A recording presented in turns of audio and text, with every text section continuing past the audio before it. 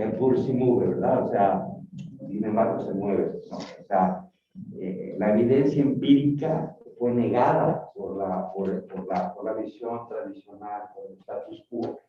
La evidencia empírica era que la Tierra gira alrededor del Sol y no al revés, como se mantiene. Entonces, el status quo se negaba a ver esta realidad. O sea, cerraban los ojos ante la realidad empírica demostrada matemáticamente de que había pues, una realidad diferente a la inventada por el status quo. Entonces, con toda proporción guardada y con nuestras limitaciones y humildades, nosotros somos los galileos modernos, en el sentido de que estamos cuestionando de fondo la visión de lo que está pasando, la manera en que se abordan las cosas, y también en el sentido de cómo las autoridades responsables de la gestión de los recursos naturales y de la naturaleza en general nos tratan, porque es como un ciclo normal, ¿verdad? Primero se burlan de la gente que está cuestionando las cosas, después se enojan, ¿no? Y al final lo aceptan. Estamos en la primera etapa, creo yo, en algunas partes, como lo pueden ver Graciela y Sofi, que ya no se burlan nada más, sino que ya se enojan y los agreden y los dañan, ¿no? Porque lo que estamos haciendo es cuestionar precisamente, o sea, ¿qué chiste tiene, qué caso tiene, pues si no es cuestionar esto. Entonces, bueno, esto es el sentido de lo que vamos a hacer esta semana, y es la visión que tiene la doctora, una nueva visión de todo esto, y pues me da mucho gusto que estemos aquí trabajando, que esto es parte del proyecto que nace, ojalá y nos financien a partir de enero y podamos seguir trabajando en la cuenca del río Santiago Caminante. Entonces, bueno, aquí lo dejo y le doy la palabra al doctor Romero para que dé presente a nombre de la inauguración. Good morning to all of you who see us in person and virtually. Welcome to this Institutional Compass workshop. The title sounds weird, but it makes all the sense in the world. A compass marks us north and helps us define our course. The course in this case is the path we must follow to save our environment, to save our own existence. This is how important this course is. It is a salvation course. Although our rector is not here, many thanks to him.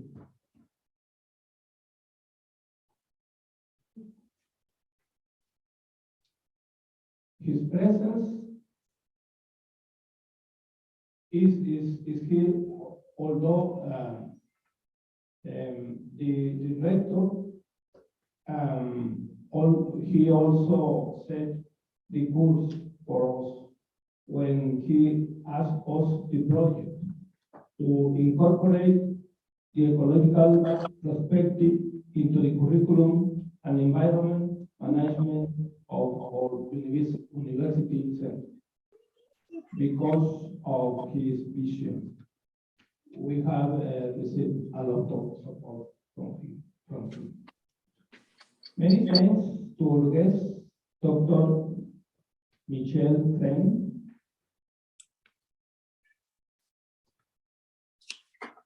for coming so far away to help us to find our own way.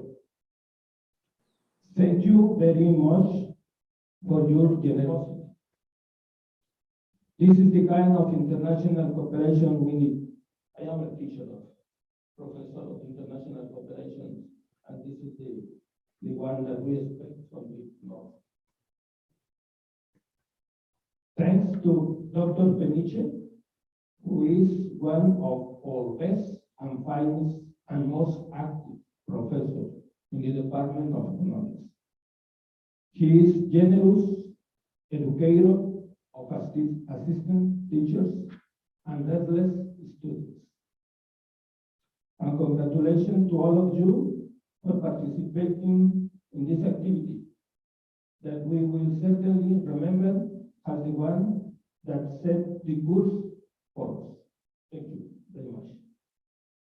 And now, if you want to elaborate this, well, this is a ceremony that is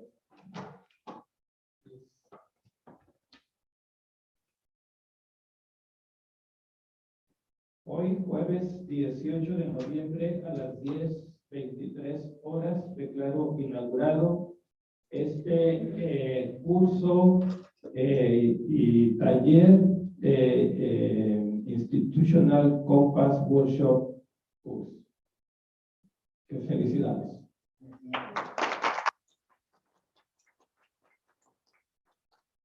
Muchas gracias, doctor Romero. Vamos a ceder la palabra un momento a la doctora Fren. We're going to give the word to Dr. Fren to have an initial brief introduction, and then we'll have a 5-minute recess, and we start the workshop. Okay? So, here's. Okay, well, first, I would like to thank all of you for coming to this workshop. And it gives me great pleasure to be in Mexico. My ties to Mexico go back to my great aunt. She fled from Argentina and came to Mexico in the 1950s. She was a very good friend of Frida Kahlo and Diego Rivera, and she stayed with them and she strengthened her friendship with them. She visited them on many occasions. So we always, in our family, we always thought of Mexico as this wonderful, exotic place that gave refuge to my aunt, because she had to leave Argentina very quickly. And the reason was that she had done a photojournalist article on Evita Perón. She was given the privilege to take photographs of Evita Perón, and she showed all of her wealth, all of these beautiful dresses that she had, these shoes, the jewelry, the exotic hats that she had, all of her big wardrobe. And she wrote an article about how this is the woman who came from, she was a prostitute to begin with, and she came from a very lower class background, and she claimed to still be in touch with the people. The photographs didn't show this. And so I think the intelligence services understood that this was the person. And my aunt, Giselle Freund, she was telephoned by her friends and told, get out of here now, don't even go home. And she fled to Mexico. So, and she was very welcomed in Mexico. Personally, I have also spent some time in Mexico. I went to UNAM, to the Institute of Research for Logic and History and Philosophy of Logic. And I spent some time, a couple of months there on my sabbatical. So, and I had a very good time. Every time I fly to Mexico and I land here, I have a big smile on my face. I'm happy. I don't know, the atmosphere is good for me. So thank you very, very much for inviting me and welcoming me in this. Can I take this one? It will be easier. Okay. So thank you very, very much for inviting me and welcoming me here. It really makes me very happy, and I think we will have a very nice workshop. And I would like to thank especially Dr. Romero and the Dean and the Rector and Salvador, who has invited me over here to make this possible. And I think, you know, we cannot afford anymore to make the mistakes that we have made in the past. We have to think in a more systemic, holistic, comprehensive way. Thinking only in terms of economic theory is not enough anymore. We've made too many mistakes. And so I want to broaden this out. It's not to say that we don't use the economic theory. We definitely use it, but it's only part of a bigger picture. We need to include other information.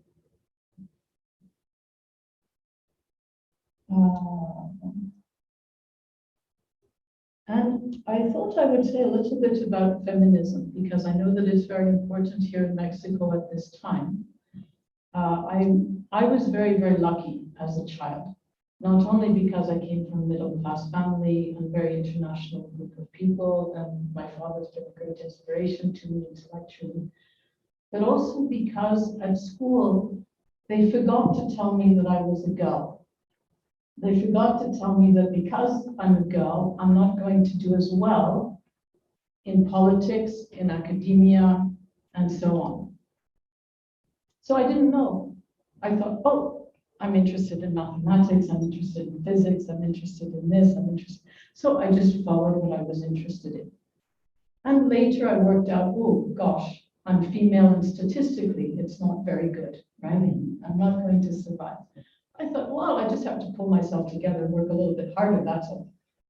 And I hope that with the feminist movement here in Mexico, that you also have the privilege of living the same experience where people forget to tell you that you're female and therefore you are inferior, you're not going to make it. Don't think that. And I've had even American students tell me, this is what we're told. And I say, well, I don't know where that comes from. It doesn't make any sense. So I hope that if the feminist movement is successful, that young girls will grow up never being told that because you're female, you won't make it in life. You can be just as successful, you can do exactly the same things. In the schoolyard, I used to beat up the boys, and they were the bigger ones. I didn't beat up the young ones, I beat up the bigger ones for me. So because it wasn't fair if I picked on the younger ones. So we can there's no reason for women to be discriminated against. So and I would also like to thank you for your insight and your courage, intellectual courage, to come here to learn about this institutional campus, because it's a new way of thinking, and I think it is necessary for the future. And it's only if we realize how difficult the problems are that we are moved to try to find a new way, try to change our ideas, that the old ideas could come in, that the old ideas are not good enough, that we, sorry, we have to revise them, we have to change them. You're not allowed to sit in the back rows, it has to be. So I would like to congratulate you also on your courage and your foresight and your commitment. And we are trying to make the world into a better place, but do that in a way that is a shared vision between different people, and try to negotiate and coordinate efforts to make the world better that takes into account the views of different people. So thank you.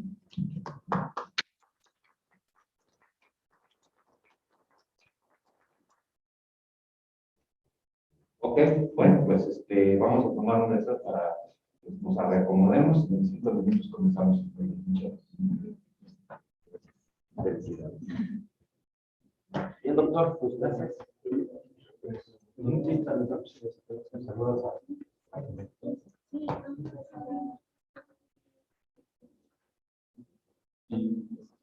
¿Qué tal? Gracias por venir. I need to know if my speaking, I shouldn't ask the people because they will say yes. So is my speaking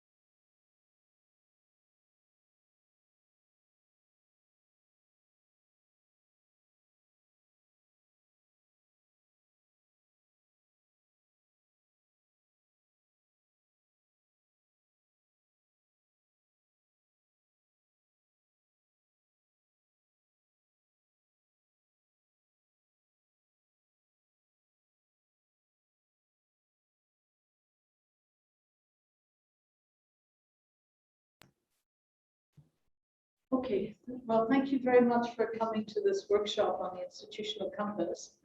I thought I would begin by introducing myself a little bit. My name is Michele Friend. I grew up in Canada. I graduated with a PhD from the University of St. Andrews in 1997. And the PhD was from the Logic and Metaphysics department. The philosophy department is divided into two. There's moral philosophy and logic and metaphysics. So I was in the logic and metaphysics group. I've written, I co-edited a book on artificial intelligence and algorithmic learning theory. I published 2 books in philosophy of mathematics. One was an introductory book, and the other one was a more advanced book on an original position in philosophy of mathematics, which I call pluralism. And you will hear a little bit about pluralism throughout this talk, so it sort of influenced me. More recently, I have turned my attention to philosophy of the environment and philosophy of economics, mainly because of my father. My father was one of the, he and his team were the first people to make a state of the environment report for a country. That was in the early 1970s, and it was in Canada. He belonged to the statistics department, and they were asked by the government, we know a lot about society, about incomes, about, we have a census, but we don't know about the natural land, about the trees, about the birds, about the rocks. And they wanted to have, what is the state of the environment for Canada? My father asked, well, how do I do that? And he was told by his boss, it's your job to find out. So he and his group of people, they had to think about what does this mean? And David Rapport and my father, Anthony Friend, worked together very closely.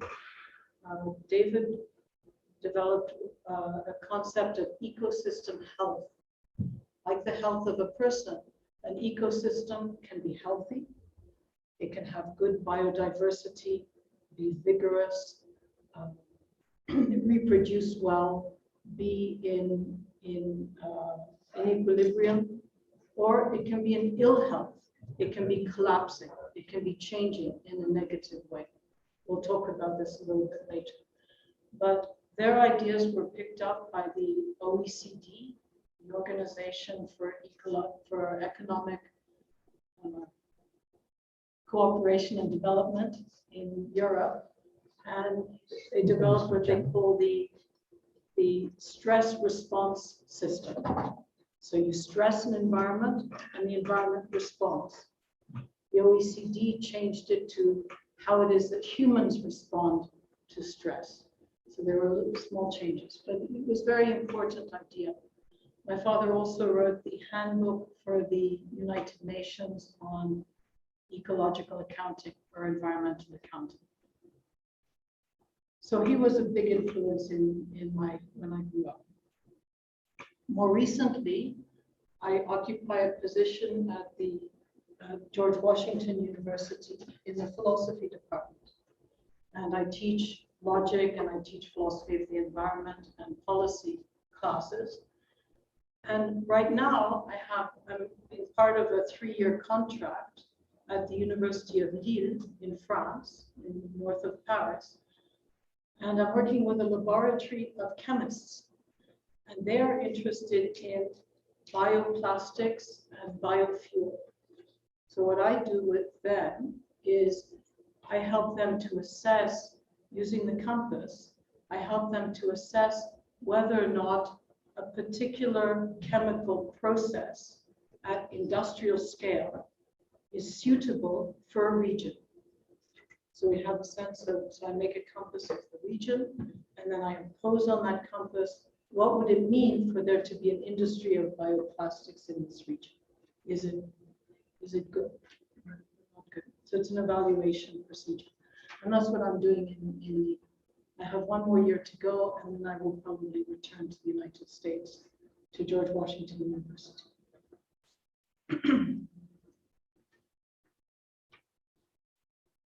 The purpose of this workshop is to introduce to you the ideas of the institutional compass. I've been working on this for maybe 10, 15 years.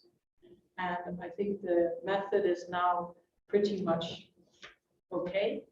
There's a book which will come out very soon, published by Springer, that's called The Institutional Compass, Method, Use, and Scope. This will come out very soon. And they're very excited that I have come to Mexico to do this workshop. You know, they thought, gosh, we have to get going. We have to do this very quickly because it's now becoming very important. I'm also going to be appearing in front of the European Parliament to introduce some of these ideas. Very briefly, but I only get 20 minutes. But maybe the European Parliament will start to find this interesting. And here in Mexico, if we use the compass for the big project that Salvador and Omar and other people are involved in, then this will be the first really big proper exercise in the institutional compass. So you will be the leaders. You will be the first ones to use this. In this workshop, we're not going to make a real compass. We're only going to learn some of the ideas, the concepts that lie behind it, and learn more or less how it works. I run you through the methodology, but it's not real. It's just an example. It's just because we don't have time. We would need months to do a real compass. So it's shortened amount of time. It's artificial, but you learn the methods and you learn the thinking. And then you can see, where does it go? How does it finish? What can we do with it? So, and that's what we hope to do in this workshop. So today, all I'm going to do is to run you through the methodology. At the end of today, what we will do is split up into groups, and you'll have some homework, not very much, don't worry, just a tiny bit of homework. And then later we're going to meet together in small groups in order to work on data analysis in a way that is necessary for the compass. Okay, I guess you have to do the slides, right? Okay, so next slide, please. Oh yeah, the order of the presentation. All right, so the introduction, which is what I have been doing now. Then we'll work through the method. The method is a little bit long, and I'm going to show you the two parts to the method. One of them is the data analysis, and the other one is the construction of the compass, which is a mathematical formula. The mathematical formula I'll do quite quickly because I'm going to do that when you have gathered the data and you have done all of the analysis. I will go home and I will construct a compass for you. And then afterwards, later on in the workshop, we will get together and we will see what are your reactions to what we've discovered. And that will be very interesting. Then we can negotiate, we can discuss, we can see what happened with the exercise. So, but again today, we will discuss also the notion of democracy and policy.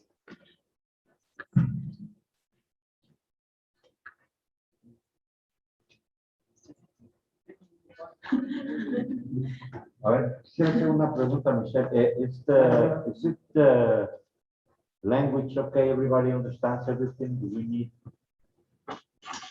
more slowly or a translation or something? Is it okay with everybody?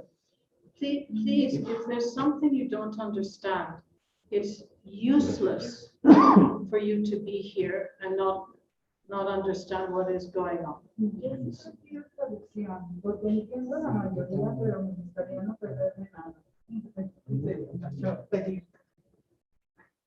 ¿Sabes qué vamos a hacer?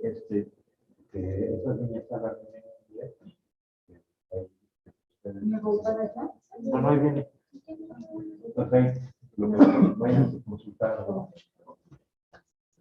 Okay, she's going to be like her personal translation. Okay, what about the people who are joining us online? Do they need translation as well? Si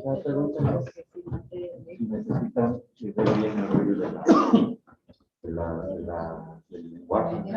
Do you understand well enough? Yeah. Because there's no point Claro. in just trying to learn English. English.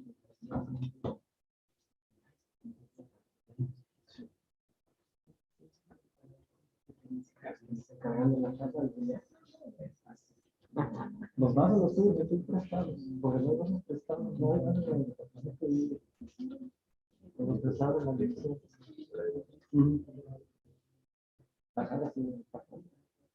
Shall I continue? Yeah, please. Okay, next slide. Oh, I did that. Okay, we can move on to the next slide. Okay, so the methods, let's talk about the method for constructing the compass. So I call it an institutional compass, which means that there are two very important words. The other one is compass.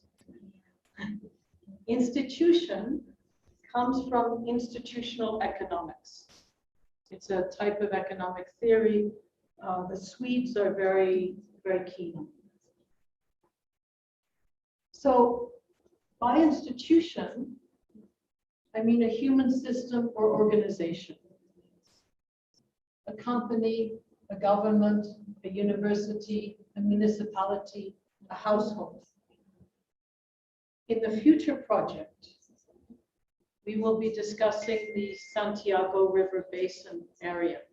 So that will be our institution, that whole region together with all of the people, all of the players, all of the stakeholders.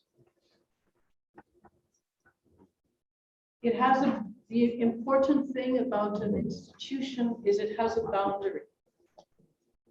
We know what is inside the institution, what is outside the institution.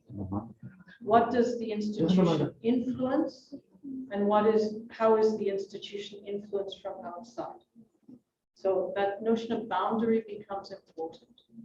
So we'll have a geographical boundary on which we'll be focusing our attention. The important thing about institutions that we learn from institutional economics is that institutions influence us. The university influences us. Schooling institutions influence us. Community groups influence us. They influence our decisions. Our family influences our decisions. A family is also an institution. So all of these things influence how we make decisions. We might make decisions in accordance with the institution. We go with the institution. We follow the institution.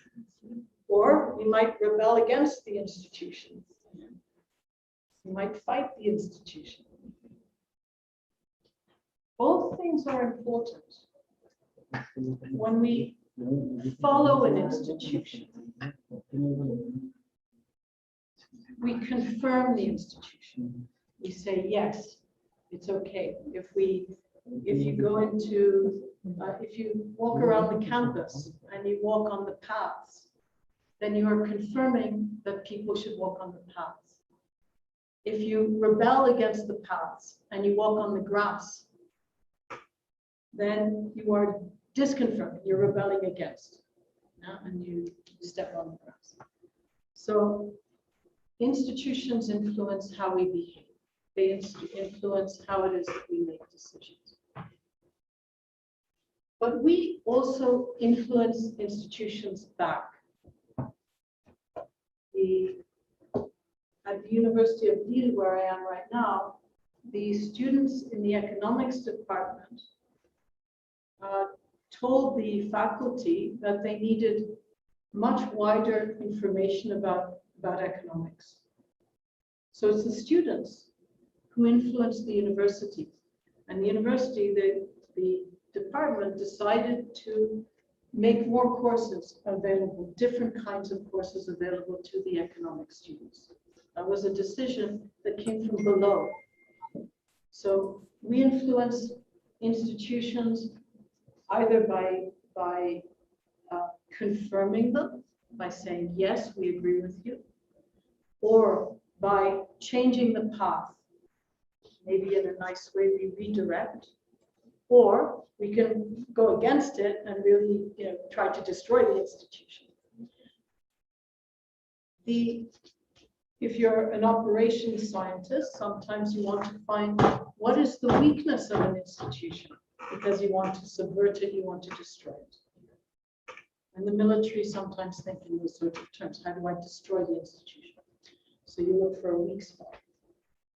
So we can influence institutions, both inside the institution and from outside. Next slide. So what about the word compass? Do you have the such mark? Yeah. Okay. So the influence for the notion of compass comes from this book. He draws on the notions that come from Buddhist, Hindu, and Jain philosophy. And the notion of compass is one that gives us both a sense of direction. Where are we going? And where do we want to go? Are we going in the direction that we want? And the intensity with which we're going in that direction. Are we going very, very fast? Or are we going very, very slowly and cautiously? So for any institution, there's going to be two types of compass that we're going to construct. One is a wish compass. Souhait en français. Where do I wish to go? Where would I like to go? And I'm going to ask you to do a little exercise very soon on this. So where do you want to go in terms of the qualities that we will discuss? And we also make what we call an actual compass. Where are we actually heading statistically? This is based on hard data, on levels of pollution, on social unrest, on economic reality. What is happening? So where are we heading? And then the question, of course, is, are we heading where we want to head? Or are we going the wrong way? If we're going the wrong way, we have to pull things back to go to where we want. So we have a sense of direction, and this is what the compass gives us. So an institutional compass, when we have made one, we have a notion of wish. I'll show you a picture in a moment. We have a notion of wish, we have a notion of direction. Can be used for policy decisions. So government people have to make decisions about what to encourage, what to discourage. What is their vision about where they want to go? Is in accordance with other people, with all of the other stakeholders in the community. You can use it also to criticize a policy. So if you don't like the policy, you can make your compass and you can say, I think that there's something that's not right here. So it becomes a very powerful tool, both for a policymaker and for a critic of the policy. And then you can start to negotiate using the compass. You can use the compass to justify policy. So say I'm a policy maker and I say, I'm going to put a heavy tax on carbon fuel. And people are going to say, no, we can't afford that. Don't do this. I don't like this idea. Then you justify using the compass because you go back to the data and you show that by doing this, it will help us to get back on the right track. So you use the compass to justify policies. And you can do this to a very, very deep degree, as deep as you need to. It's not a superficial justification, it's a very deep one. It can be used, and you can use it also to communicate policy. The reason is that the representation of the data is very simple. It's very intuitive. And you'll see it in just a moment. So it's a good communication device, unlike a lot of other multi-criteria decision aids. It can be used to include more people in the policy-making process, making the policy more democratic. And there are protocols, there are ways of doing this. There are ways of making it very democratic.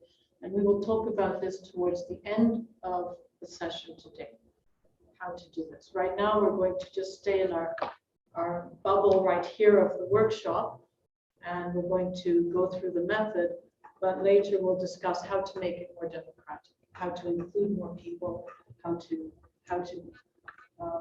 really make the policy decision making and the critique of policy something that belongs to everybody. We can use the compass to compare the same institution over time. How am I doing today compared to 5 years ago? How am I doing in 2 years' time? How am I doing next month? Because we update the information. And we can do that in real time. So we can watch the direction of the compass as it changes with real time and real new information. Or we can compare similar institutions to each other. So for example, since I'm working at the University of Lille in this laboratory where they work on catalytic processes for making biofuel, you might want to compare making biofuel based from sugar versus biofuel based from biomass that is waste. Sugar is something that people eat, so you take away from their mouth in order to make fuel so you can drive your car or you can fly your airplane. But you take away food. And maybe that's not, but it's very efficient. On the other hand, making biofuel out of waste from farms, cow manure and so on, or from plant waste, that's not taking food away. It's simply using up that waste that would normally just be dumped and made into compost. So politically, that you're not taking away food, but it's not as efficient a process in terms of making biofuel. So how do you compare one to the other? We can use the compass to make those comparisons. We can also use the compass to make comparisons between very different things. So it's quite an interesting tool because, and the reason you can is because when you start to look using the compass is you look in terms of the three qualities, which I'll introduce you to. It becomes a way of seeing, it becomes a way of organizing the things around you.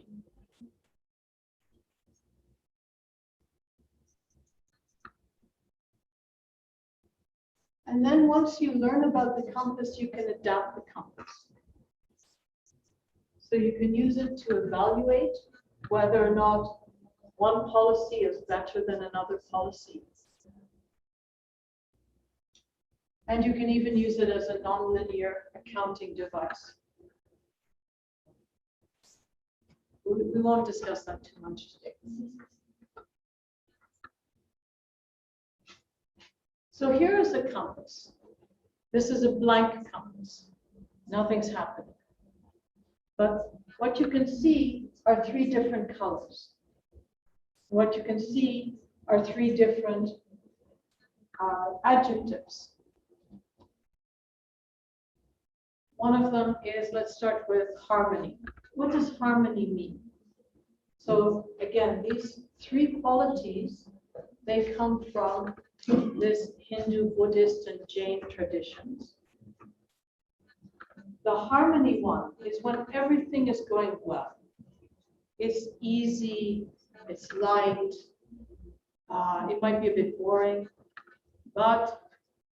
and it's very stable. There's nothing very exciting going on. There's nothing very difficult going on.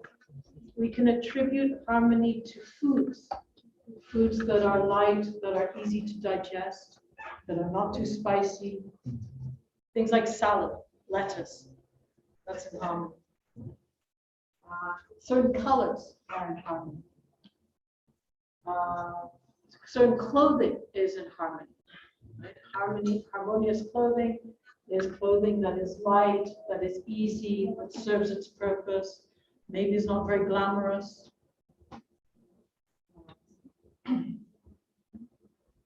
And is not very threatening.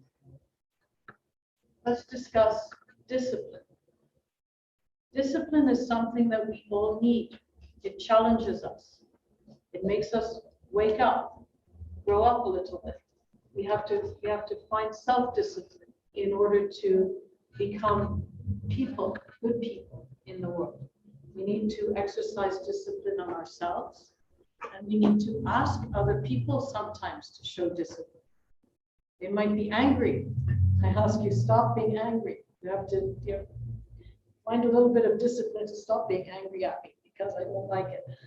So, we sometimes impose discipline upon others who are very threatening towards us.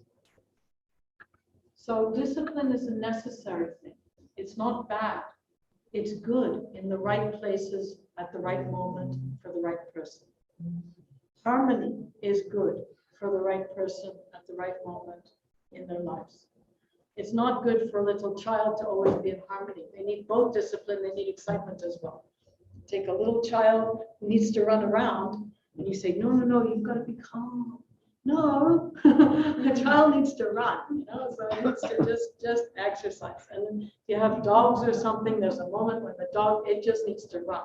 You say, no, just be calm, just no, they need to go. So discipline is something that we impose, that we all need, and that is very important in our lives.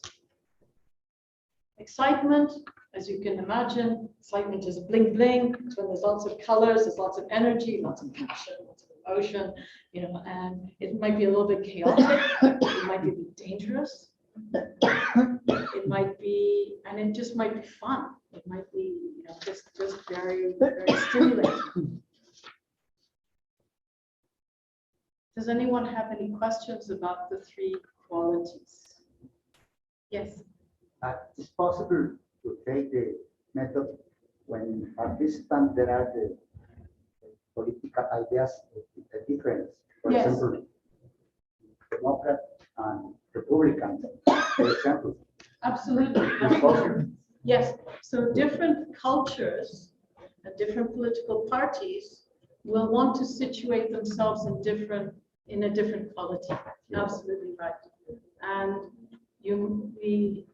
I work with something called the Schwartz, Ingolnock and Schwartz diagram of they do a sort of character study of different countries, and certain countries move more towards harmony. Some of them move more towards excitement. Some of them move more towards discipline.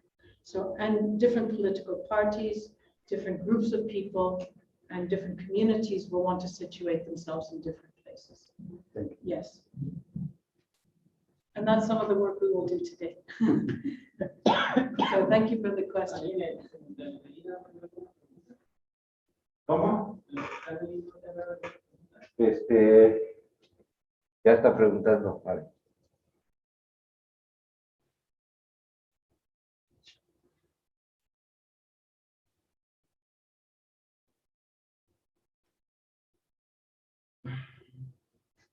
The reason I asked you to do the reading was just to get you used to those three qualities, get you used to those concepts.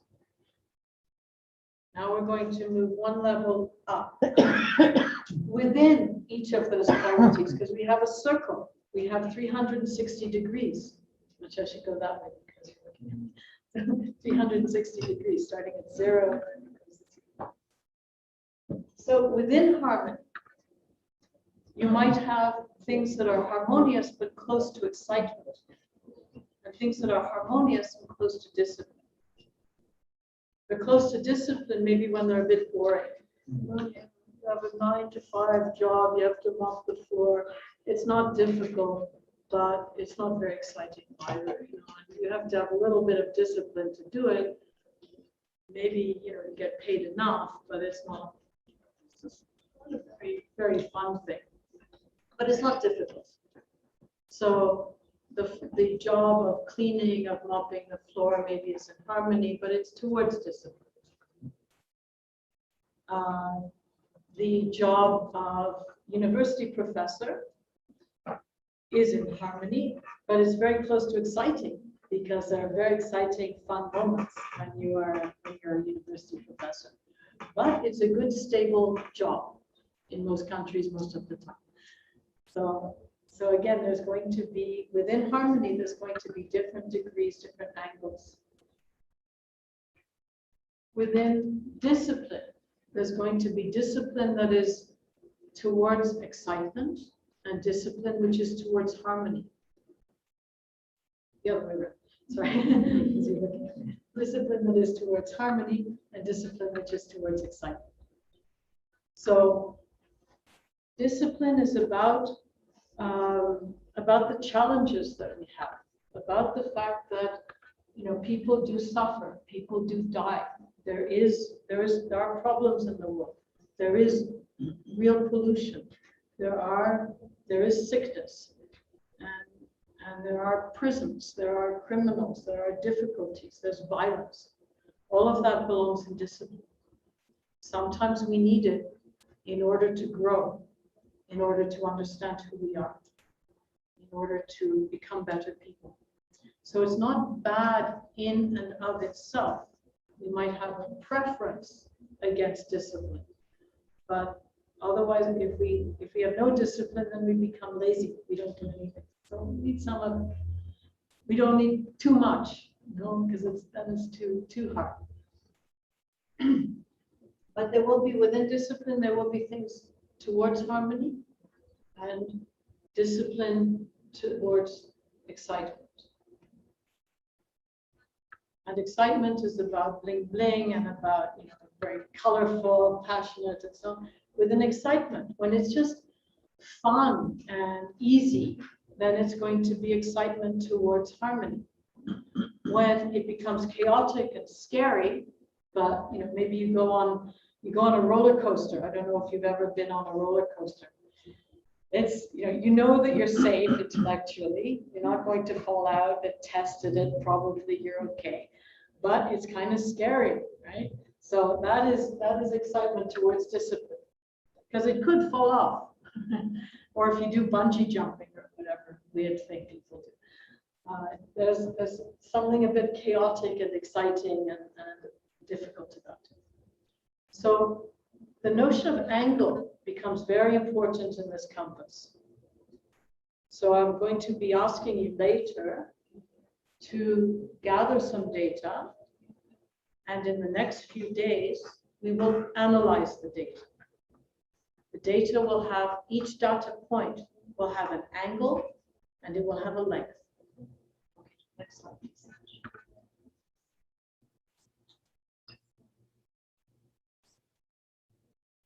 We're also going to do an analysis on 3 dimensions.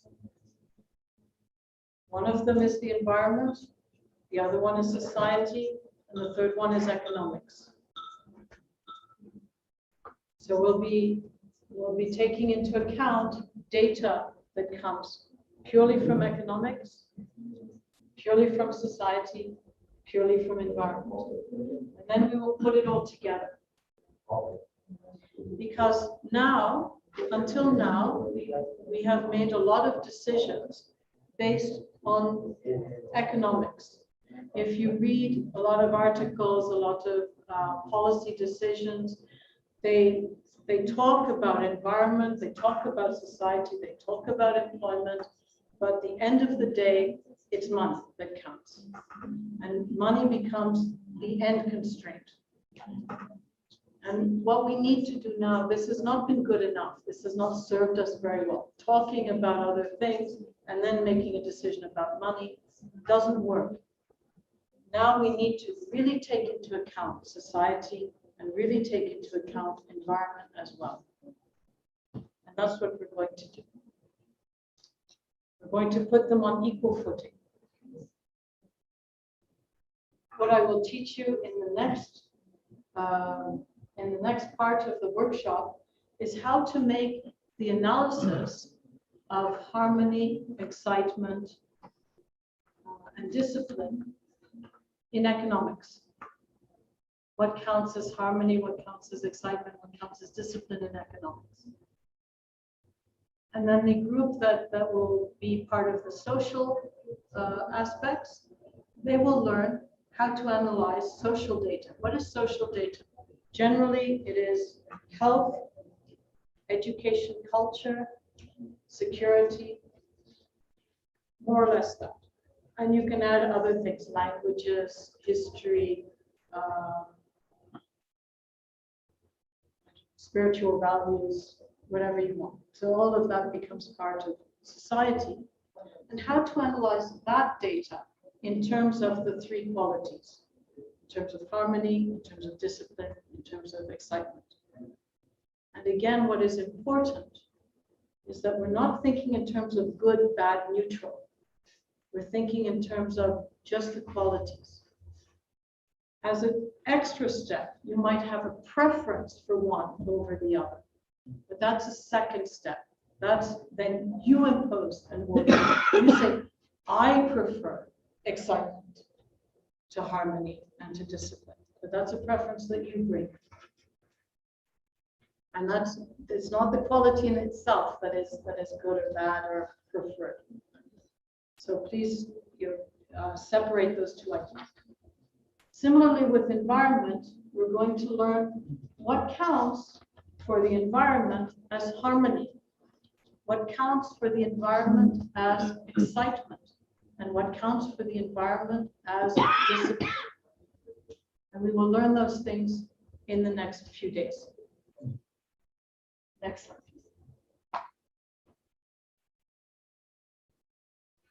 So we now really begin with the true method. We make what is called a wish spot.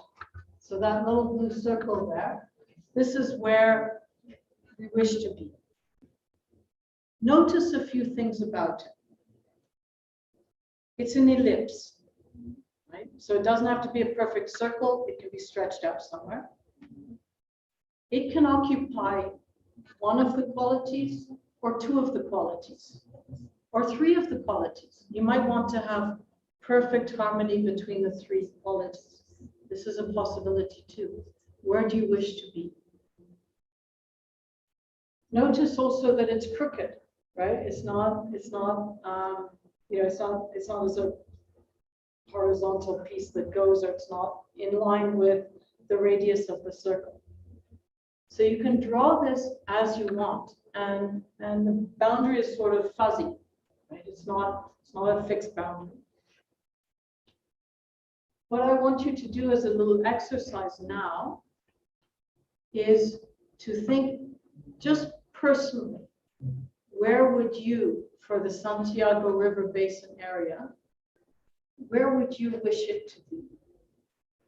So I want you to all draw a circle and put your wish spot on the circle, and then hand it to me, and I'm going to sort of put them together, and we're going to show what happened with the whole group of people. So it's just a little exercise, 5 minutes. You have to now think the Santiago River Basin area, the whole basin area, all those people, all those plants, I don't know, carbon footprint, all the stuff, everything. Where do you want the Santiago River Basin area and all of that? Personally, where would you like it to go? Would you like it to go towards harmony, towards excitement, towards discipline, and how much? Would you like an overlap of all three? So this is a sort of meditative exercise for you to think about the three qualities in terms of the Santiago River Basin area. So I'm going to give you now 10 minutes to draw your compass, find your wish spot, and then hand it to me so I can make a little picture.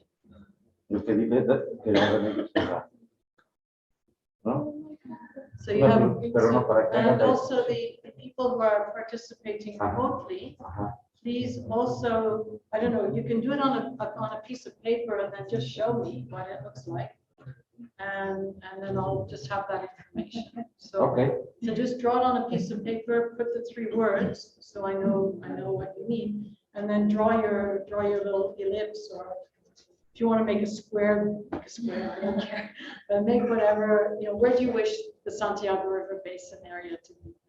We have a participant from East Germany. So just imagine where you think people in Mexico want the river basin to be.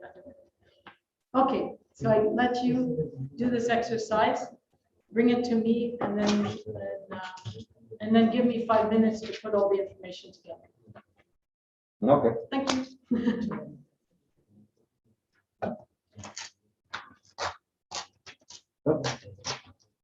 So if you need paper, there's paper there.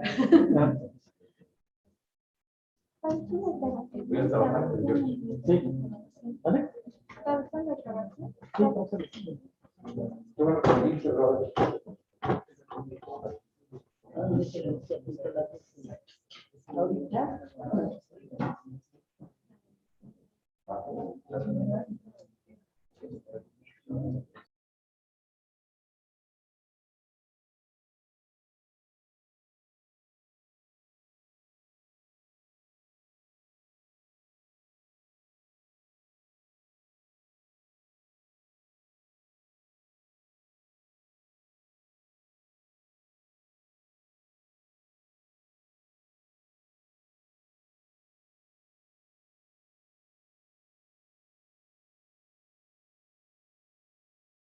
Person does it by themselves.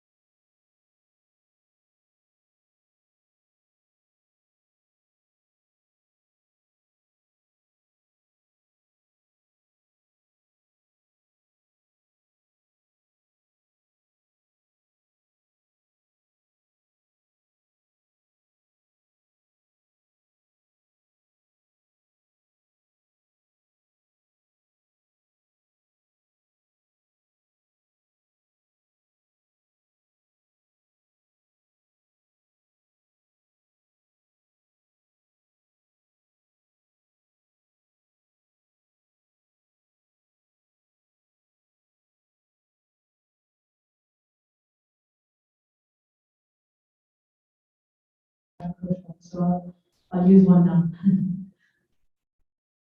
So I've gotten some of the answers, but not all of them yet. I'm forming a conception of where most of you want the river basin to go. But it's a wish compass. It's really about where you wish the river to go. What quality do you wish for the river? And it's to get you used to this idea of quality.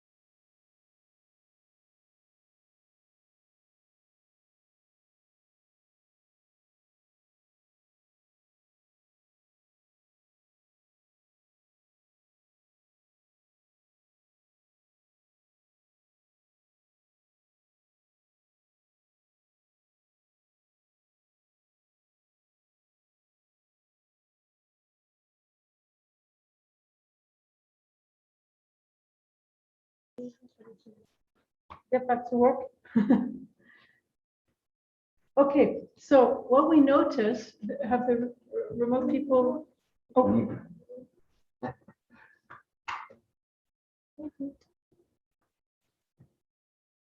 Okay, so have the people that are joining us remotely, have they given their answers yet?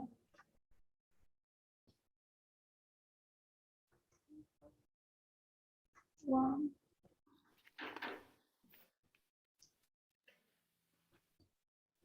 Can you see it here? Yeah.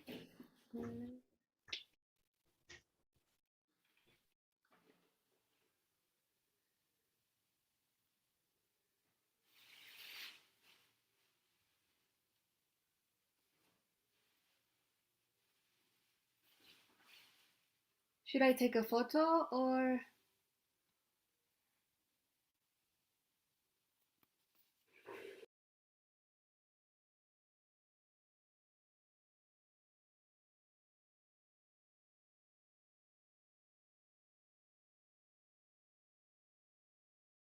Will you show it again to me? No. These are those on the, okay, now I see one in harmony into discipline, okay.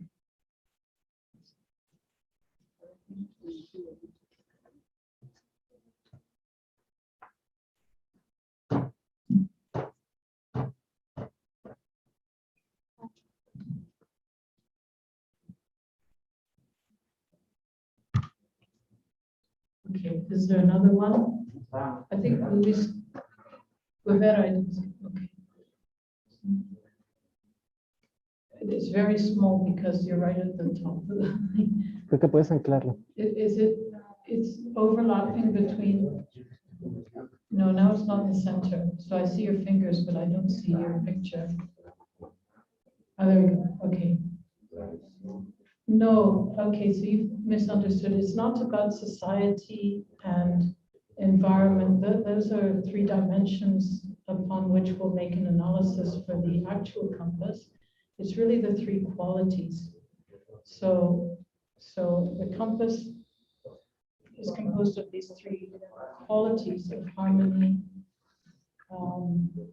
discipline, and excitement. And I wanted you to wish where you would like to see the river basin area along all those 3 dimensions, along the dimension of environment and society and economy, where you would like to see it go in terms of the 3 qualities.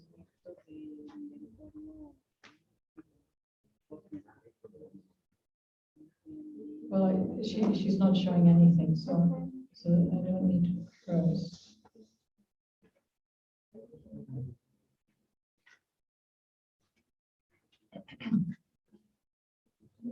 Okay, there I have one between Alessi, Alfaro has it between harmony and discipline. Thank you very much.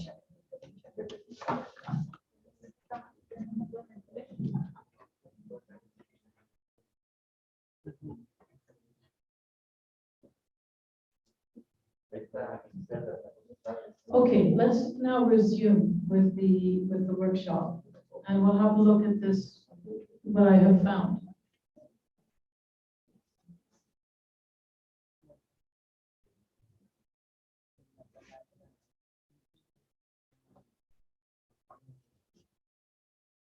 Okay, so we're going to start again, resume. So what we have found is that there's a lot of disparities. People wish very different things. Some people want something between discipline and harmony. Other people are wanting simply harmony. Others want a mixture of harmony and excitement, and some people want excitement. So this shows us that people have very different conceptions of those 3 words, and they have very different conceptions of where they want to see the Santiago River Basin to go. So now it becomes a very interesting question about whether or not the river basin actually is going in one of those directions, or whether it's, so how do we coordinate this, and how do we meet the aspirations of everyone? Because right now, it's kind of all over the place. What we don't have is excitement and discipline overlapping. Right? So it's going to be tricky to show that everybody is feeling happy about the river basin area because there are very different conceptions of where you really want to go. Again, this is a wish compass. It's where you wish the Santiago River Basin to go in terms of the three qualities. Not where you think it is, not where you think you need to be now, but where you would like to see it. If it's a beautiful, so you can think of it in terms of if you were a tourist coming to the river basin, or if you're thinking of, more importantly, if you're thinking of settling here, or if you remember in the past some time that maybe was better than what it is now, or maybe you think that what's going on now is really ideal, it's fantastic. So that depends on your, in German we say Weltanschauung, where it is your worldview, what it is that you see, what it is that you want. And it's important to realize that people have very different ideas about what their vision is for the future. So we're not going to leave the wish compass aside, and we're now going to deal with reality. Okay, I'm going to move the board, and we're going to talk about how to assess what is really going on in the Santiago River Basin area.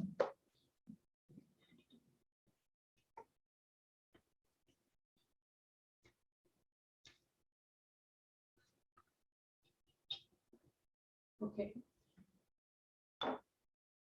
Next slide, please.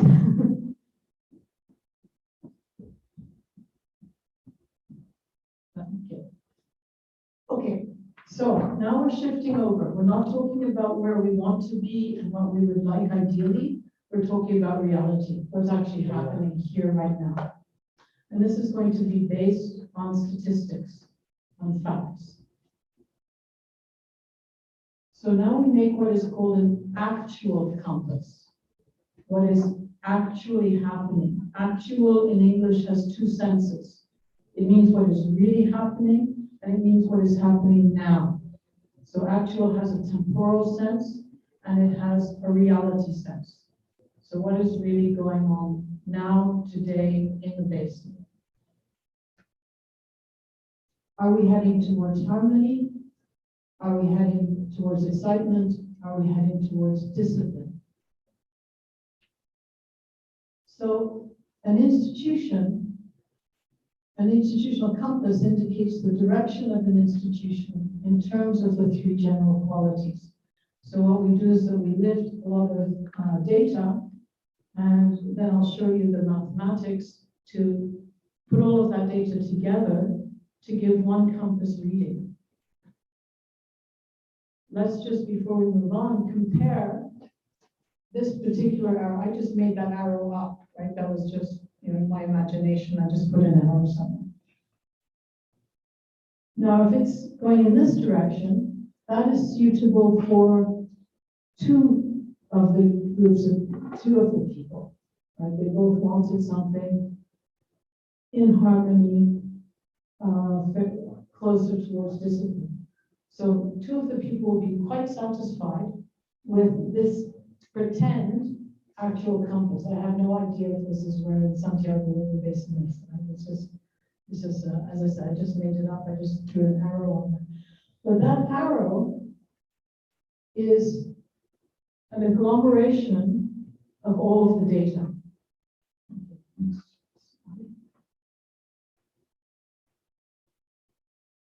The arrow of the actual compass is mathematically, oops, sorry about this slide. I'm sorry that I thought that the top would be separated from the bottom. Sorry about that. But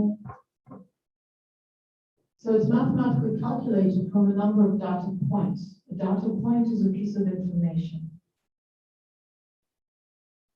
It usually has a number attached to it. So, for example, the rate of people or the number of people that die from cancer, or the number of people that die from COVID-19, or the number of people infected by COVID-19. Those statistics are readily available in the media right now. So these are statistics with a number. And each statistic will be analyzed in terms of its quality and in terms of its length. So the number of people who die from COVID-19 will be given a quality and will be given a length. The number of fish species in the river will be given a quality and will be given a length. The number of businesses that go bankrupt in the last year will be given a quality and will be given a length. So we analyze each data point separately. And this is a long discussion, as Alma will testify. We had these long 3-hour discussions about data points, about each one, how to analyze it. And this is a little bit of the exercise that we're going to be doing during the workshop. And at the end, once we've constructed an actual compass, once we know in what direction the river basin is actually going right now, according to the hard data, is it going in the direction that we wish? If it is going in the direction that we wish, don't do anything, just make sure it stays there. If it's not going in the direction that we wish, which is probably the case, then we have to change the direction of the arrow. And how do we do that? We look back at the data table. What are the data points that are pulling the arrow in the wrong direction? And what are the ones that are pulling it in the right direction? The one that we wish. What goes against our wishes? What goes for our wishes? And as we've noticed, people have very different wishes. All right, so this is very important. So some people are going to be satisfied, other people are not going to be satisfied. Okay, next slide, please. So this is when we compare the wish compass to the actual compass. And we make policy decisions based on the disparity, the difference between the wish spot and the actuality. So in this diagram, for example, we envisage that the river basin area is very exciting. So what does that mean roughly? And we'll go into more detail about this in the next few days, depending on which group you're in. But roughly economically, that means that there is a lot of investment, that there's high risk that is going on. So these are sort of risky investments. And there's a lot of fluctuation, which means it's going up and down in the market. And that's the actuality overall. In terms of society, it means, so we'll separate society in terms of health, education, and security. So in terms of health, there are good, innovative, new medical procedures. We are able to control our health. We're able to master our health. There are good plans for increasing health. So that's our scientific knowledge, which is coming into play. In terms of culture, it's an exciting culture. So there's lots of festivals. There's a good variety in the culture. There's an attention to what is going on in the culture. There are lots of exhibitions. There's languages are being kept alive. Traditions are being kept alive. In terms of the environment, excitement means our mastery over nature. This is when humans impose something upon nature. We improve nature, or we make nature work for us. So, and again, we'll talk about this in terms of the three areas in much more depth later on. So it's just to give you a brief idea.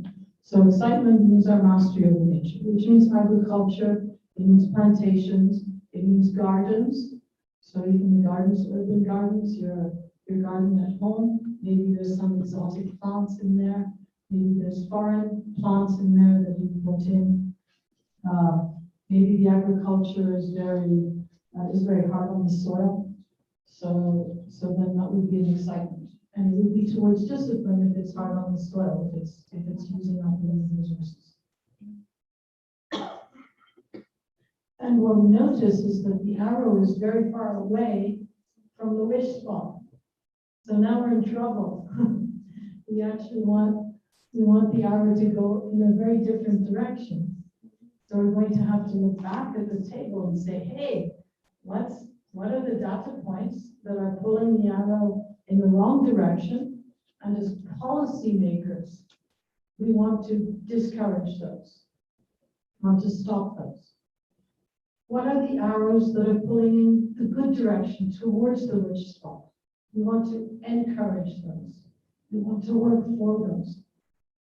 Okay, next slide, please.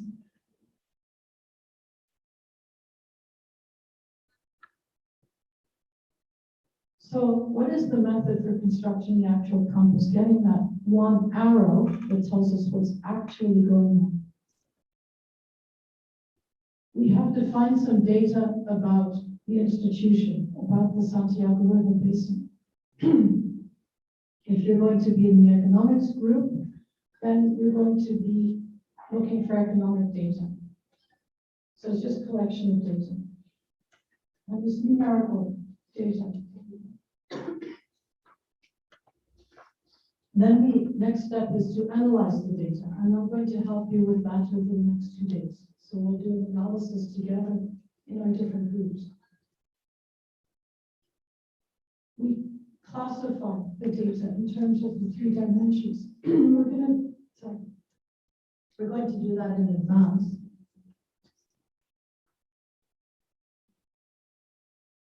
Because we'll do that in different groups. So we're going to have an economics group, we're going to have society groups, we're going to have environment groups. Hay una pregunta, ¿no?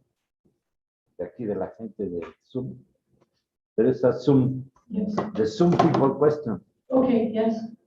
I have a question. In the part of dimensions, in one of the dimensions, specifically in society, can we find a space to analyze aspects of dimension cultural, like epistemological or perception from different cultural groups about a topic or concern that can involve perceptions about some political process or management?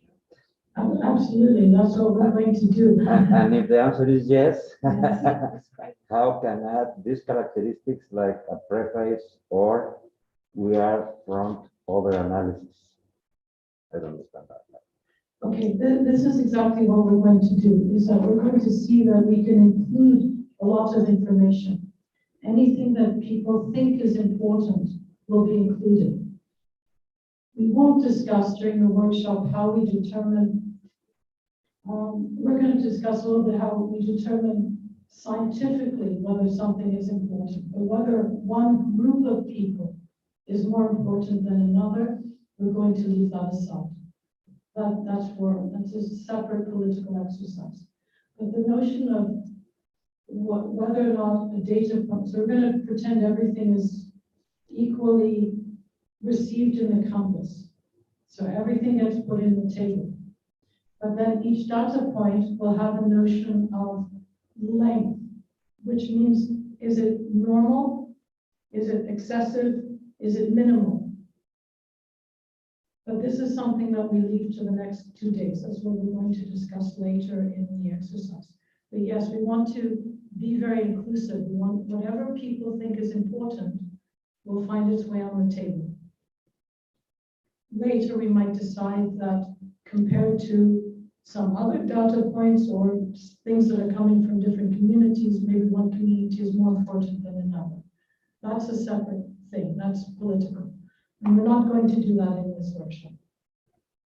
Right now, we're going to be more, a little bit more naive, and we're going to simply discuss the data points as data points. And does that answer the question to the first one? Yes. Okay. Every social level in the same location should promote the equilibrium in search of the compass of the meaning of it as an indispensable requirement for richest classes, rural and urban people. This is a lot of information. And I don't understand it very well. So difference should exist so far, but it doesn't exist. There are differences that don't exist. The classes, rich and poor classes, every social level in the same location should promote the equilibrium. No, so equilibrium again is, equilibrium would be to find your way in the middle of the compass, right? So this is a wish that you might have. And so some people want for all of those three qualities to be in equilibrium, to be together, to be balanced against each other, but not necessarily. And as we saw in the wish compass, in the wishes that people made, nobody had the compass right in the middle, right? Had the wish right in the middle. So this is a choice that you make, whether you prefer one quality over the others, whether you prefer a mixture of two of the qualities, whether you prefer a mixture of all three qualities. That is a decision that you make, or your community makes, or a group of people makes. Right now, as a policymaker, then you would want to maybe satisfy the majority, maybe satisfy your political party, maybe satisfy, you have your own expectation about where you want to go. So those are decisions that you make. Did that answer the question of the person?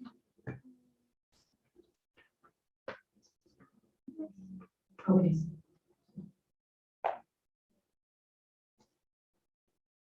Okay, so let's move on to the next slide. Oh, hold on, so let's go back again, sorry.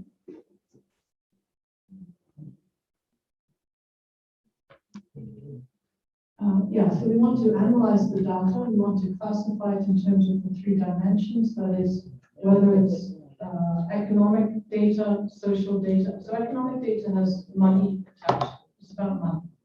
It's not about employment figures. Employment figures are social. And even though economists are interested in employment, because it indirectly influences the economy, indirectly influences money. But really, economic data is simply about money. Then there's social data and there's environmental data. We also classify the data in terms of the three qualities. Whether, is that a question? Okay. And for each data point, we determine a length and an angle, and we're going to work on that later. What I want you to do at the end of today, or at the end of the session this morning, is to simply collect data. Collect data that is, if you're in the economics group, that is economic. I want you to collect one data point in harmony, one data point in excitement, and one data point in discipline. But we'll discuss that at the end. That's your homework afterwards. And then we'll do the analysis of length and angle together as a group. And sometimes we actually merge or we split data. Right? So there's going to be, sometimes there's disagreements about how to understand certain data. Right? Some people there might be within a group, there might be people who think that this represents harmony and someone else who thinks it represents excitement. So then we split the data. There's ways of doing that. We have to name it very differently. We just have to be careful about how we name it. And so each data point can be represented on the compass as an indicator arrow. So each data point gets its own little arrow. So now think about, you have a big data table with economic data, social data, environmental data. You have all these things can be represented as arrows. How do we pull them all together to make one? That's the mathematics, which we're now going to turn to. Okay, next slide, please.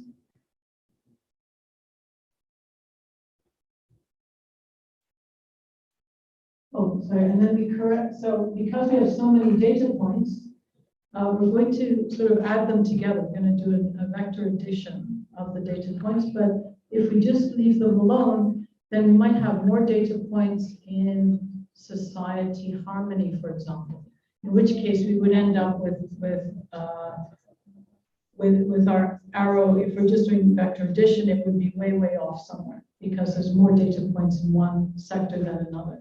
So we normalize. So there's a way of normalizing, which is simply if you're in the harmony economics sector, you divide the number of data, you divide the length of the data points by the number in that sector. If you're in the society discipline sector, you divide by the number of data points in that sector on your table. So this is just a normalization technique in order to not let one sector become more important than another just because you have more data points in that sector. So it's just a tool of normalization.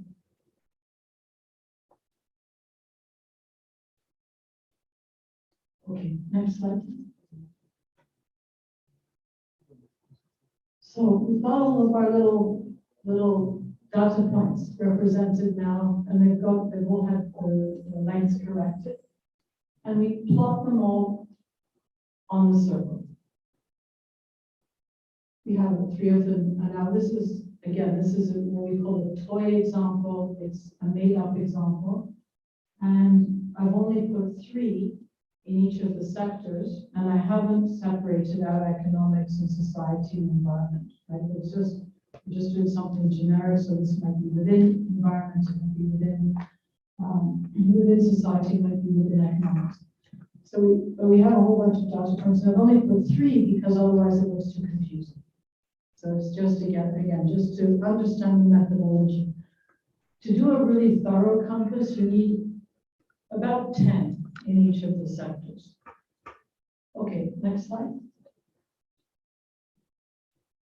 So we add them head to tail. That's just simple vector addition. It doesn't matter what order you do them in because you preserve the angle and you preserve the length. You just transpose it head to tail. Next one, please. You then draw an arrow from the center of the circle to the end of the sector arrow. So the sector again is the quality and the data points within that quality. So sector is the quality. So we have 3 sectors. We have excitement, we have harmony, we have discipline. These are 3 sectors. We have now 3 sector arrows. Next, please. We erase the particular data points. We don't need them anymore. We forget about that. Now we notice, look, this becomes an important piece of information now. So now we've moved away from the particulars of the data points. We're now saying, okay, we have a really strong arrow in harmony, and it's more or less in the middle. We have a strong arrow in excitement, but it's towards discipline. And we have not a strong arrow in harmony, and it's towards excitement. So this gives us some information, and it's information that puts together all of those data points that were within that sector. Any questions so far? Now the magic is going to start. I have a question. Yeah. The first assessment of what the first assessment that we have in this general diagnosis is not made, it's not based in any statistical or it's just our perception of what's going on. No, not that. It's not a perception of what's going on either. It's about what we wish. What would we like?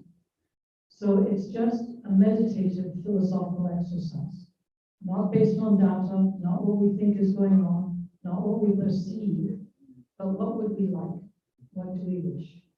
That's why it's called a wish compass, not a what do we think compass or what do we guess compass. It's not a guess, it's not a wish, it's not what's going on now. It's what will be like. So it's very philosophical exercise. Nice thing about philosophy is we sit in our nice comfortable chairs. We don't do very much except think, read, and write. We don't get our hands dirty. We don't actually ask about what's going on in reality. So it's not about what reality is like, and forget about reality. If you think about the Santiago River Basin, where would you like it to be? Now, here, we're working on what's actually happening. We're actually working with data. We're working on what is going on today. Does that answer the question? Yeah, but this is my point. Yeah, that's very good. Because the exercise of comparing what we wish would be happening to what is really happening brings me to the idea of what is our perception of what's happening. So the difference between what we see, it's like three things, like what is actually happening, what we want to happen, and what we think is happening. So this is, Okay, you're jumping ahead. Oh, I'm sorry. So that's fine. Then forget. Let me, so it's okay, we can stop, because this is a very interesting part of we're only partway through the campus, right, the construction. And you're right, that there are, some of the data points are going to be very perceptual, right? They're going, so for example, if I put out a questionnaire and I say, do you feel safe walking home at night in the dark alone, right? That's very subjective. And not everybody has the same idea. But they're going to be, but the number of fish that have died or the number of species that have become extinct, that's scientific data. Right? It's not about perception, it's what the scientist measures, that's it. And how many businesses have gone bankrupt, that's just how many businesses, it's not about how I think is going. And what the compass does, so we talk about perception, what we think is going on. Sometimes we are what we call primed. That is, we just heard about something very exciting, or we just heard about something very violent. And so we're thinking about that. And that becomes our perception of the reality now. Yeah. But the compass pushes us away from that. It gives us what we call rational distance. And it says, look, you're all excited about this. You think it's really, really important. Put it in the data table. But now that piece of information competes against all the other pieces of information. It's not privileged because you heard about it on the news yesterday. That doesn't make it more important. That just makes it what you're thinking about now. So, and tomorrow it's going to be something else that happens on the news because the news is always exciting. Otherwise, they don't sell the news. So we want to distance ourselves from what we happen to be excited about because we heard this, or we saw this, or we're impressed by this, or we had a conversation with someone that really made us feel, oh, this community is really suffering and we need to pay attention to this community because I talked to them yesterday. But tomorrow I'll talk to the nurses in the hospital that are really worried about something quite different. So, but we put all of that information in and they compete against each other. They're all there. So we include them, but one doesn't get privilege just because yesterday we heard this. So maybe that answers your question. And then there's a difference between where we wish and where we actually are. So these are right now what we have on the board are the sector hours. How much harmony is going on? How much excitement is going on? How much discipline is going on? Which ones are stronger? So notice that harmony is strong. So that's fine. So what we do is that we now tie the three sectors together. And we do that by making a triangle between the points of the three sector hours. So this is where time. We do it in the straightest way possible. We draw a straight line between the three points. Okay, next one. Oh, hold on, yeah. Alicia and Paro have a question. For all the variables data points,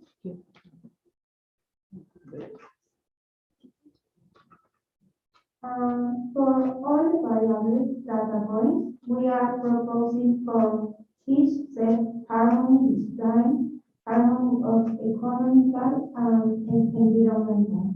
Should be variables we believe shape the current state of Santiago River. I didn't completely understand the question. So we're going to have data points. I'm not sure if I'm answering or not. We're going to have data points that are in, say you're an economist. You're going to find data points that have to do with economic harmony, which is basically steady state. You're going to find data points that have to do with excitement, which is investment and risk. You're going to find data points that are in discipline, which is failure, bankruptcy, debts, and so on.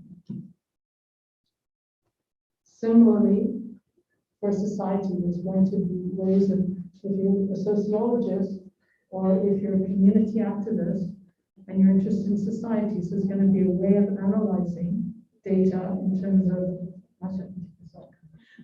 there's going to be a way of analyzing data in terms of harmony, excitement, and discipline. So this is what we're going to do in the next 2 days, not today. Does that answer the question?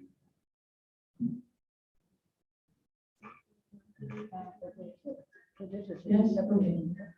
So we'll learn about the data analysis. Right now we're talking not about data analysis, but about the mathematics for constructing a compass once we've done the analysis. So pretend we've done that.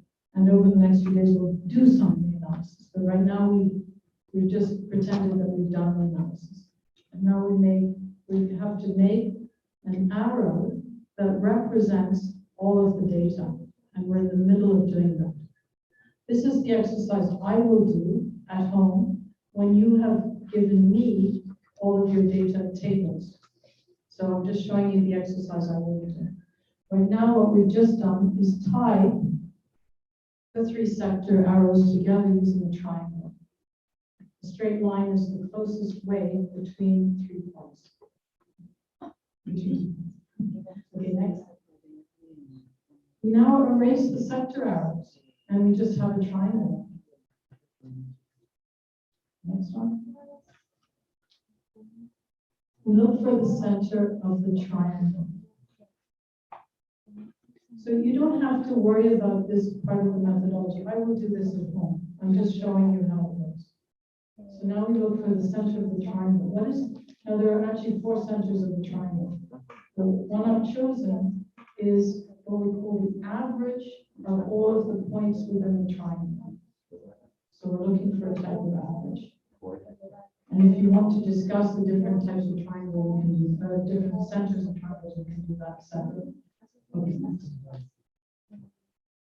We now draw an arrow between the center of the circle and the center of the triangle. Remember that the triangle tied the sector arrows.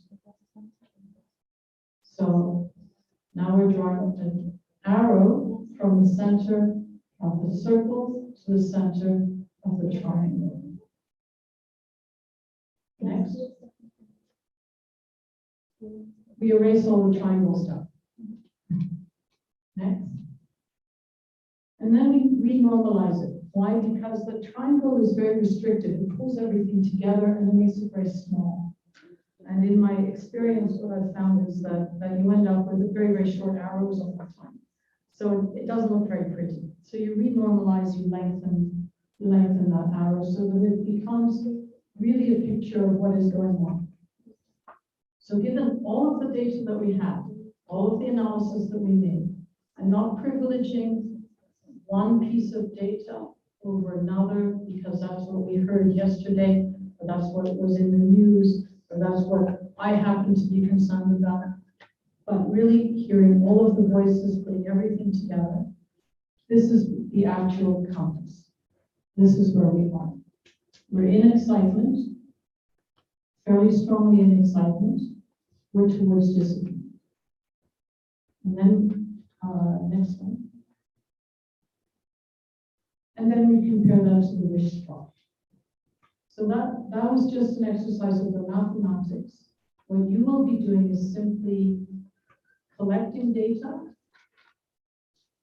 The next 2 days, we will analyze the data together in different groups, and I will do all of that math for you. And if anyone wants to join me and help me with the math, then you're very welcome. I have my compass and my protractor in order to do the math, but then I will do the mathematics for you. So now we've got a constructed compass, so telling us where the river basins actually go, for example. And we compare it to the wish compass. If the arrow in the actual compass is not in the wish place, then we look back at the table. What is drawing the arrow in the right direction, and what is drawing the arrow in the wrong direction? If it's drawing it in the wrong direction, we want to discourage that. We want to stop that. If it's going in the wish direction, in the place where we really like the river to be, then we encourage that. We want more of that. And so those are our strengths and weaknesses, and we address those. And then there might be some data points that are, not really on the radar for that. They're kind of sitting, they're doing something else. So maybe we just leave those alone. Unless we have an idea of maybe rotating the arrow. We can be quite creative about how we're going to get the arrow into the right place. It might be by shortening the arrow and lengthening in the right direction. It might be by rotating the arrow. So we have to think about that. What are the feasible ways of changing the direction of the arrow to get it closer to the wish spot? What are the feasible ways? There might be things we have no control over. There might be things we can't control. There might be things that are too hard. So we have to think realistically as well, unfortunately.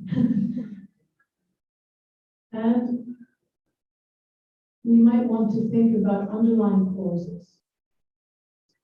We might want to think about very creative solutions. So there's a notion of trade-offs. So we don't need, particularly for an industrialist who's polluting the river, it's not necessary for that industrialist to be doing the cleanup. We don't need to blame one person and say, you are the one who's doing all of this, and therefore you have to tidy it up. It might be someone else who tidies it up. But the industry still has to pull its weight, and it has to do something to help the arrow go in the right direction.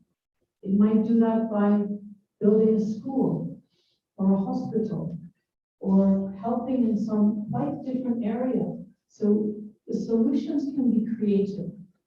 They can be different. We don't have to think in terms of immediately what is going on in this particular place or with this particular person or this particular community. We can think creatively, and it becomes quite interesting. Okay, next slide, please.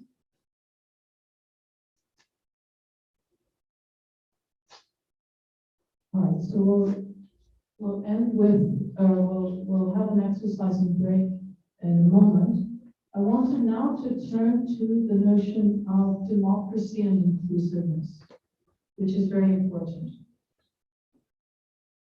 One of the strengths of the compass is that the representation is very simple. That means that you can use it for communication. People understand colors in two different ways. Colors are simply psychological. These are there's just science about it. If you're exposed to yellow light, it helps, I don't know, with headaches or something, makes you feel better. If you're exposed to blue light, it has a different psychological effect on your neurons, on your brain, on your body.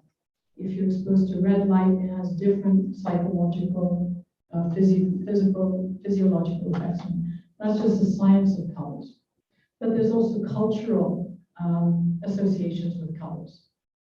So, for example, pink in United States and Canada is associated with being a girly, nice girly color. But in Spain, the matadors, they wear pink jackets sometimes. So, matadors are not being girly. They're fighting great big war. So pink has very different associations with different cultures. Green has very different associations. Blue has very different associations. These are cultural ones. When we use the compass to communicate with people, to involve people in the decision making, it's important to find the right colors for the words, for the quality words. I just sort of made it up here. This was the colors that were suggested to me. We also want to be sensitive about the words. What are the best words to use in order to communicate this idea of the three qualities? And we can do this in two different ways. One is to find a translation of the English words I have used or the Sanskrit words if you want to go to the source, and whatever language it is that you're communicating with. Or you might want to find three different qualities that speak better to a particular culture. Three qualities that preclude each other and that merge into each other. So there are different traditions that might have such qualities, but then you need to know how to translate that into angles on top of the harmony, excitement, discipline circle. It's not an easy exercise, but it's a possible exercise.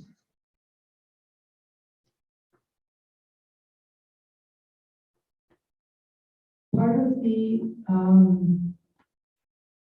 of the inclusiveness has to do with this notion of wish spot. Where do people wish the Santiago River basin to go? Where do they want it to be? And when we saw with our exercise, people had very different conceptions about where they want the river to go. So this becomes very important information for negotiation and for discussing what we're, as a whole culture, as a group of people, because we have to coordinate the efforts. How do we coordinate them to go in a way that in a direction that satisfies a lot of people? We can include people in the collection of data.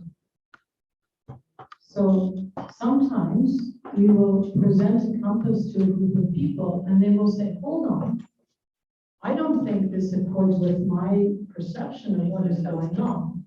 Salvador asked this question, but what happens if the compass, the one that we constructed, doesn't look like what we think is happening? Then look at the data table. Maybe there's something missing. Something you didn't include. So then we can include things. We can update the table and we just redo the calculation. It's very fast.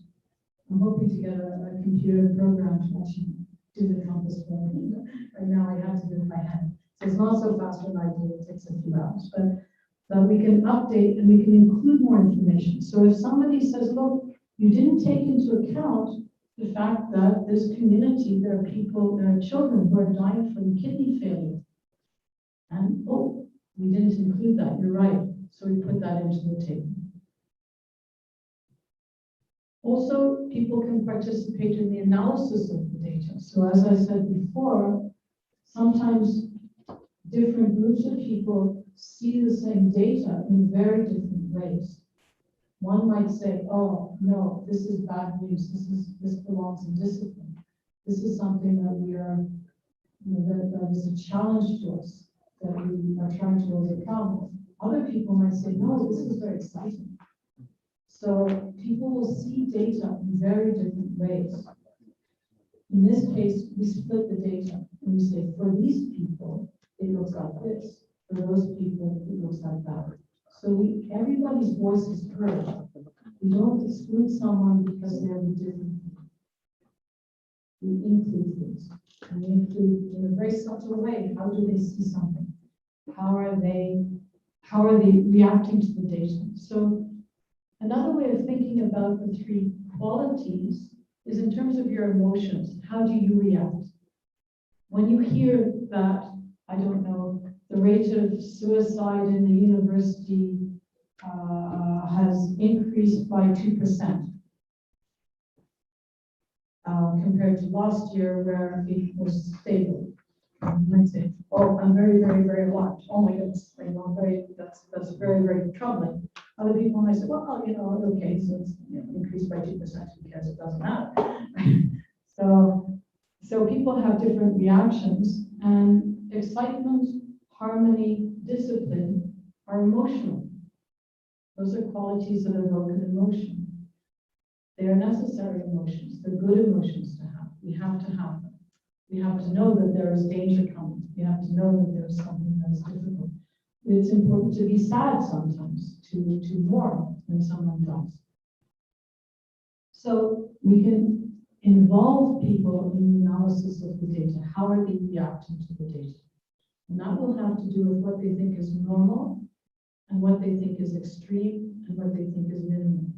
There's going to be standardized ways of doing this for the economic data and for the environmental data, but the social data is more sensitive. We can update the table at any time. If something new happens, there's a pandemic that suddenly comes, a whole bunch of stuff shifts, right? Businesses go under, people are unemployed, there's more illness, the hospitals are overrun, a whole bunch of the data shifts. We update it in real time. And we can have participation in the policy decision. How are we going to get the arrow to go towards the wish spot? What is a good decision? What's a good time frame? So we might decide, yes, those are the particular data points that we want to work with, or these are the data points our community can work with, but maybe another community can't work with it. So we decide what are the things that we can do to contribute to the arrow going in the right direction.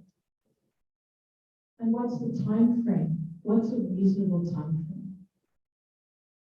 When we have people included in the decision making, it doesn't take away power from the person making the policy decisions. They might feel that it takes power away because it's not them who made the decision. It's actually going to give them more power. It's going to give them more power because they will have the support and the understanding of the people. They will be remembered for much longer. They will go down in history books because they made a policy decision that's going to last a lot longer. It's going to last because people participated in making that policy decision. And people understand the policy decision. They understand that we're weighing different things against each other, and that there are different stakeholders that all have their own views, that all have their own idea about what direction we should go in. So the compass can be made democratic at all of these levels. So the exercise I want you to do now is to think about how would you actually include in the real world, how would you actually include the wider community.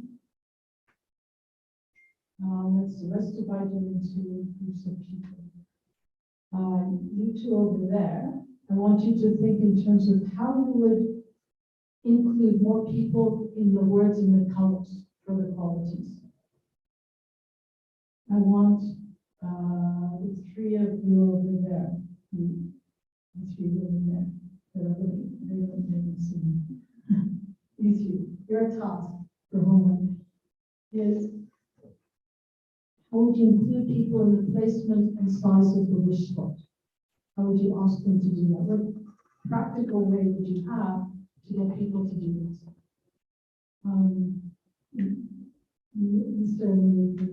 Yes, and Alma, how would you include people in the collection of data? What would you do? Let's see, the people who are joining me remotely. How would you include people in the analysis of data? How do you make it democratic? So that is your task. I want all three of you to work on the question of making the analysis of data more democratic. How do you do it? really practical. And then the rest of you, you four, Alman, Salvador, and etc. I want you to work on how would you include people in policy decisions and deciding on the time. How would you actually do that? So I want you to get into your groups and try and come up with really practical ways of doing this. And we'll take a little bit. Are there any questions?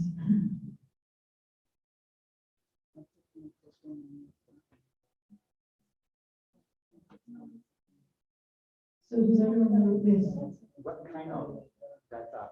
Pollution data or something? Yeah, it doesn't, at this stage, it doesn't matter. So yeah, it could be pollution, it could be social data, it could be, just how, it's just a question about democracy. Right, so how do you, now, the democracy will be most important with the social data. Because just because I don't care about fish doesn't mean that they don't die off slower, right? So it's really it's more the social data that's sensitive to democracy.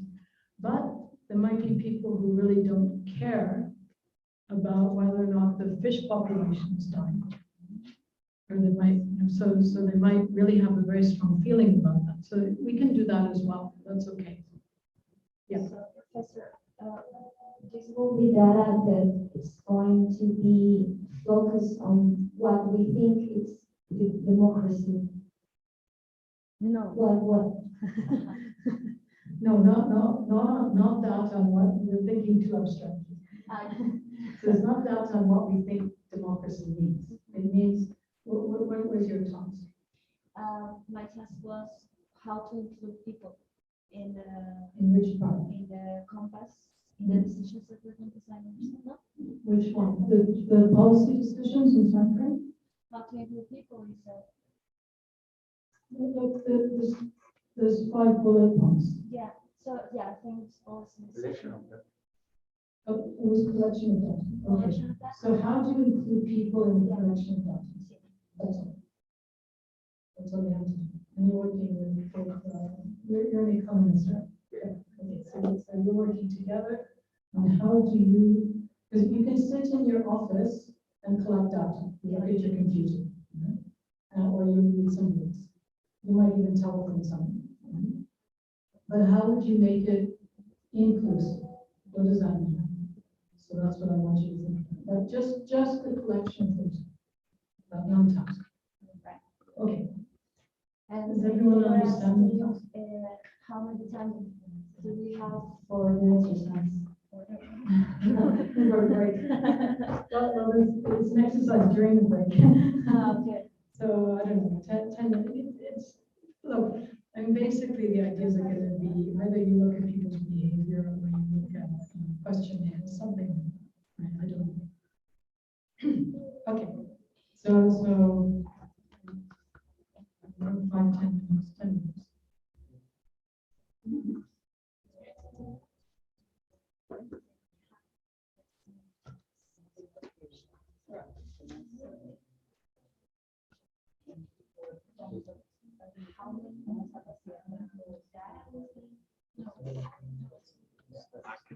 A ver, lo que a nosotros nos toca marcar policy decision and time frame. Entonces, precisamente lo que no se puede. ¿No? O sea, ¿cómo? O sea, ¿cómo sientas a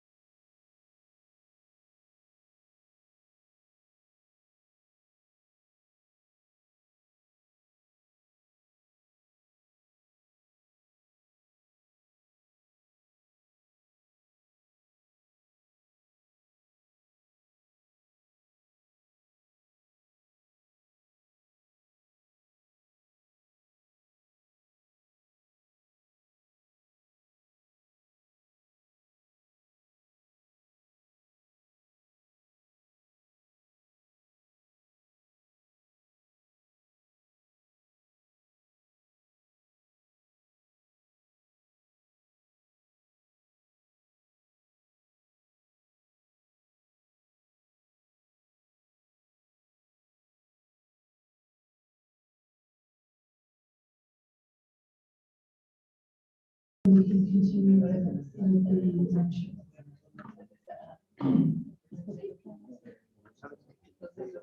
Okay, so let's move to the next slide.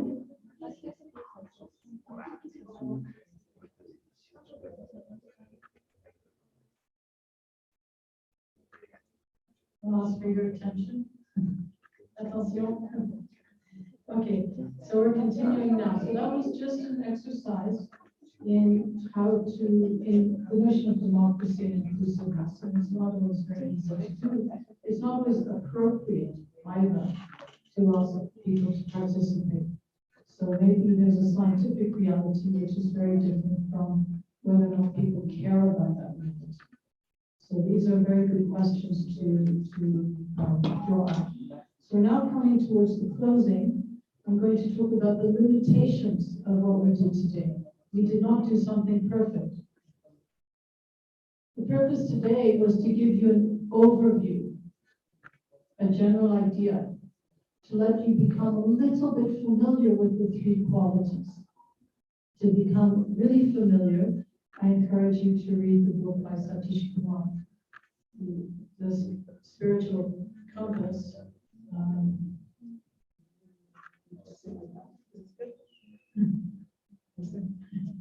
Okay, so this book is a very nice one to get you used to the ideas. It's not easy, it doesn't happen fast. You have to actually sit and read it for a while. It's an easy read. You know, you can do it in the bathtub, it's fine. Yeah. We have shared the first chapter. Right. So you were given the first chapter to read, but if you want to understand the concepts better, then continue reading the book. So today all we did was, assume a little bit of familiarity with these qualities. Our next steps will be to deepen our understanding during this workshop of the qualities and the method, and we're going to split you into groups. You will then be asked to find a small number of data points, and we'll make an analysis together. So your homework is simply to find data points. That's it. Just collect data. In your groups, I'll tell you how many in a minute. The groups are as follows. We're going to have economists in one group. The activists who are interested in society in another group. The activists who are interested in environmental issues in a third group. The sociologists that are academics in the fourth group, and the academics who are interested in the environment in the fifth group. So you'll just be working separately from each other. There's a natural grouping amongst the audience here. You're encouraged to belong to the natural group because you'll understand how it works and what's going on much better than other people. But you're also encouraged, if you want to join another group, you're very welcome to do that, because I will be talking to all of the groups separately. So you're very welcome to do that as well. But when you join another group, please do so as a spectator, because they are the experts in that group. They understand the things better, but you can observe what's going on, and you're very welcome to come to the lecture on data analysis and how we do it. Just out of curiosity, if you want to know, how do we divide the environment in terms of harmony, excitement, and discipline? It's not obvious, right? So if you're curious about that, then come to the lecture and the working session in that. So in order to get the groups going, I would like you to sign up on this sheet of paper what your name is, how to get hold of you, and which group you belong to. And this will include the people who are joining us remotely. I'll have to, in the chat, you'll have to put your information about your, I don't know if you can say this. The information about your name, about how to get hold of you by email or by telephone, WhatsApp, I don't know, whatever. Way to communicate with each other. And which group you think you should belong to. And you can put several groups. I don't mind. You know, the more groups, the better. The more groups, the better you'll understand what's going on. So please sign up now. Okay. Yeah, so I have a sheet with all of your names, etc. So there's a natural grouping. Yes. Yeah, of course you can do everything, yes. If you put everything, then you'll learn a lot more. You'll really understand what's going on at a much deeper level and understand what the different preoccupations are. So you're encouraged to join all of them. But if you have time limitations or limitations of interest, then just join your natural group and you do as you like. But if it's not your natural group, then please only go as a spectator.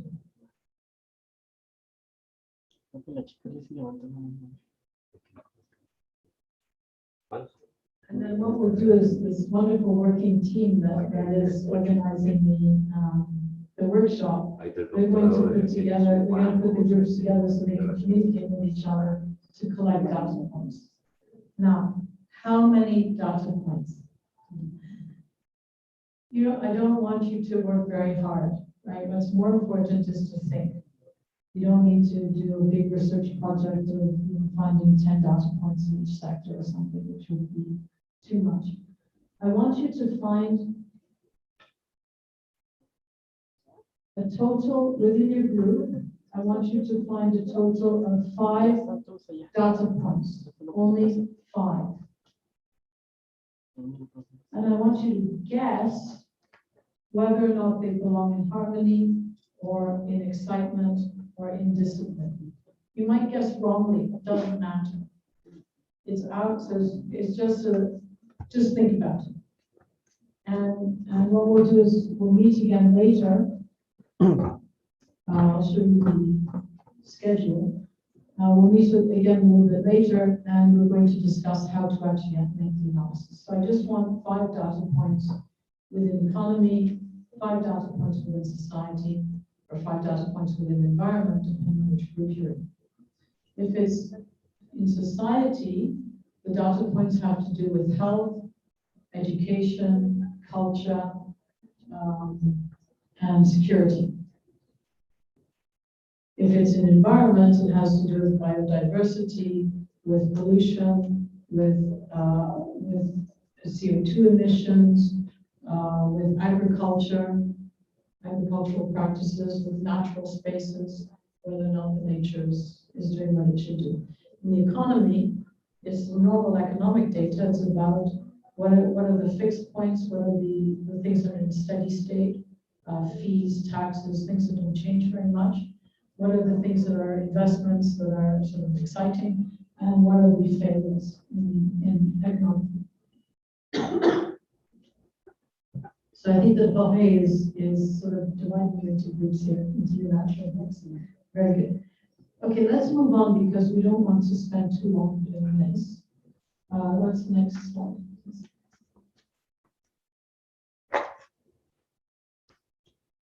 So the wish spot was decided between us, and we're not representative.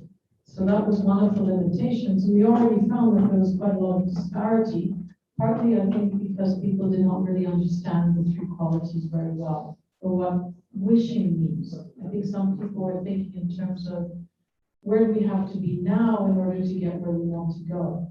But the wish spot is about where you want to go, not about where you are now, not where you think we are now. It's not a guess. It's a purely, take yourself away from the Santiago River Basin and now think, where would you like it to be qualitatively? So again, that understanding of what those qualities mean and what wishing means. Daring to wish. Sometimes people don't feel that they're allowed to wish because they're so constrained. When I was looking for a job, my mother would say, well, where would you like to work? And I said, I'm not allowed to choose, right? I have to go wherever it is in the world that I get a job. So don't ask me that question. It's a bad question. So, but now I'm asking you for the wish spot to really think, really imagine where would you like it to be qualitatively. So this is why we do this exercise in inclusion. and democracy was to how do you bring people into this notion of wisdom? How do you bring more people into it? There was no discussion of the relative importance of some communities over others. This is a political exercise. It's very tricky. And because it's a political exercise, I'm not going to address it very much in this workshop, but it's a very, very important issue. And it's an important issue that we will be addressing when we do the bigger project. We also did not necessarily, well, we didn't have any data points, I just made them up. But when we collect the data points, we're not going to necessarily have very good data, right? You don't have all that much time and you can't verify the quality. So just find 5 data points. It doesn't matter if they're representative or not. So it's going to be very artificial in other words. Maybe the number of data points is too small, right? So that will also happen because I'm only asking you to get 5 in economy, 5 in society, and 5 in environment. So it's not going to be very many data points. So there's not going to be what we call an objective compass. An objective compass is very comprehensive, it brings everything. Therefore, neither the wish spot nor the actual arrow correspond to reality. It's just, the workshop is just an exercise to familiarize you with the methodology, not with what is actually going to happen, not with what really happens when you do make a compass. Next one, please. Also, the analysis that we do in the next few days is not going to be inclusive. We don't have time to send out questionnaires to everybody. We don't have time to find out data about how people actually behave or what people's reactions really are. We're going to guess at what goes on. So we're not going to add in that democratic aspect in this workshop. We're not adding in that democratic aspect to the work that we're doing. Next slide, please. So the homework is a collection of data about the Santiago River Basin. So that's the limitation, that's the borderline. Each group, I put 3 there, but let's make it 5 data points in each. Oh no. Erase that. So don't take this is the photograph is wrong. Don't take a photograph of this because it's incorrect. You're still taking photographs. Okay, so this, I'm asking you to do too much there. So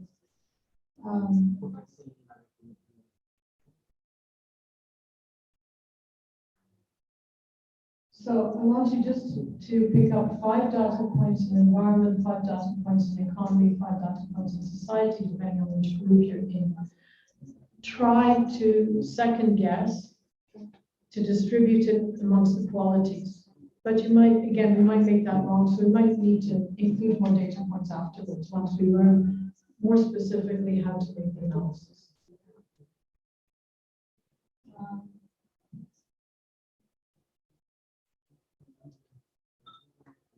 You then continue on your own to complete your table, and we have group question and answer period together. We need to second time constructed compasses based on the data gathered. We then see how we react to the final compass, and it will be fun. So the schedule is as follows. So tomorrow, 10 to 11:30, I'm going to be meeting with the sociologists, the academics who are dealing with society. And we'll have a lecture and we'll begin the analysis. From 11:30 to 1 o'clock, I want to meet with the activists who are dealing with society, who are concerned with society. On the 20th of November, 10 to 11:30, I want to meet with the economists. From 11:30 to 1 o'clock, I want to talk to the activists who are dealing with the environment and with nature. On the 22nd of November, from 10 to 11:30. I want to talk to the environment scientists. And then everybody comes together for 11:30 to 1 o'clock for a question and answer period, because many of you will have similar questions about the data analysis and how it worked so far. So this is just the next few days. And then we'll continue after that. And so what we'll do is we'll sort of, after we've started this initial exercise, we're going to finalize the tables. We're going to have a second time that we discuss things together. And then we're going to have, at the very end, 25th and 26th, we're going to discuss the reactions to the exercise, what's going on. Okay, next slide, please. Okay, so I'm a philosopher and I can't help it. I have to give you some philosophical thoughts. Sorry, can we go back? They didn't see a lot the schedule. The schedule, yes. Let me put it up afterwards. Okay. So I'll put it up after I've done the philosophical remarks. Okay, so first of all, the three polities are carefully chosen. They come from very ancient traditions. They have stood the test of time. I'll put up the schedule afterwards, okay, so you can see it again. Second, we can change, Sí, pero probablemente el 20 no, porque develop, change, justify, or criticize, y luego aparte que a los economistas aquí, todos los economistas somos judíos. or deeply. We can do it superficially by simply addressing particular data points. We can do it more deeply by looking at the underlying causes of data points. And we can do it more deeply still by thinking in terms of the underlying causes, not of a particular data point, but of groups of data points. Here we have a question. Yeah. The 20th of November is a holiday here in Mexico. It's the Revolution Day. Oh. What day of the week is it? Saturday. Okay, I wasn't aware of that. I don't know what we should do. So, who is meeting on the 22nd? Can we go back?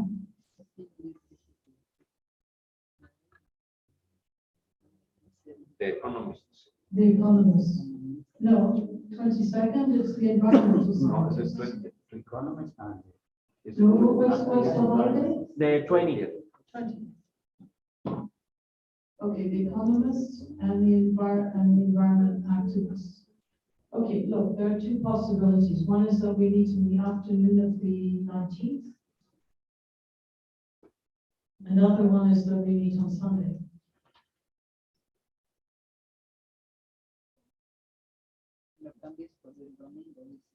So I don't mind, the 20th we can have a holiday, but then we should either meet on the, probably the simplest way is to meet on the afternoon of the 19th. Yeah, does that make sense? Do we have a space?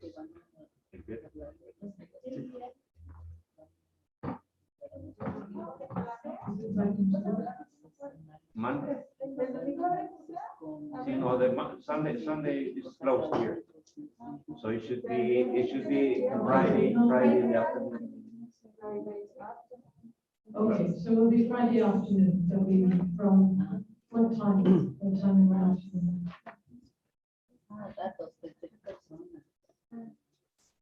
So if we end at 1 o'clock, what time do we meet in the He's afternoon? got because we reserve the space, so but Professor, maybe Sunday afternoon it's going to be closed. So we're gonna need another place. No, we can't, there's nothing on Sunday. Sunday morning. So which day will be the lecture? Which lecture? Or whatever we do in Saturday. Where are we going to meet? No, ya tenemos el día aquí el viernes en la tarde reservado ya. de 4 a 6. We're going to meet here. Entonces, de mañana y tarde, Ujú. dos turnos. Sí. Not on Sunday and not Sí, es que on yo pedí Saturday. 2 turnos, pero realmente al final nomás Because íbamos a hacer Saturday uno. is a holiday and Sunday is a holiday. Ah, So entonces, we can't meet on Saturday. Sí, ya le me dije previne. ya le dije. So we'll meet on Friday afternoon. Ah, ok. Quizás de O sea, mañana se va a visitar. Okay. Okay, so Friday from 4 o'clock, 4 to 6 p.m., so we have 2 hours.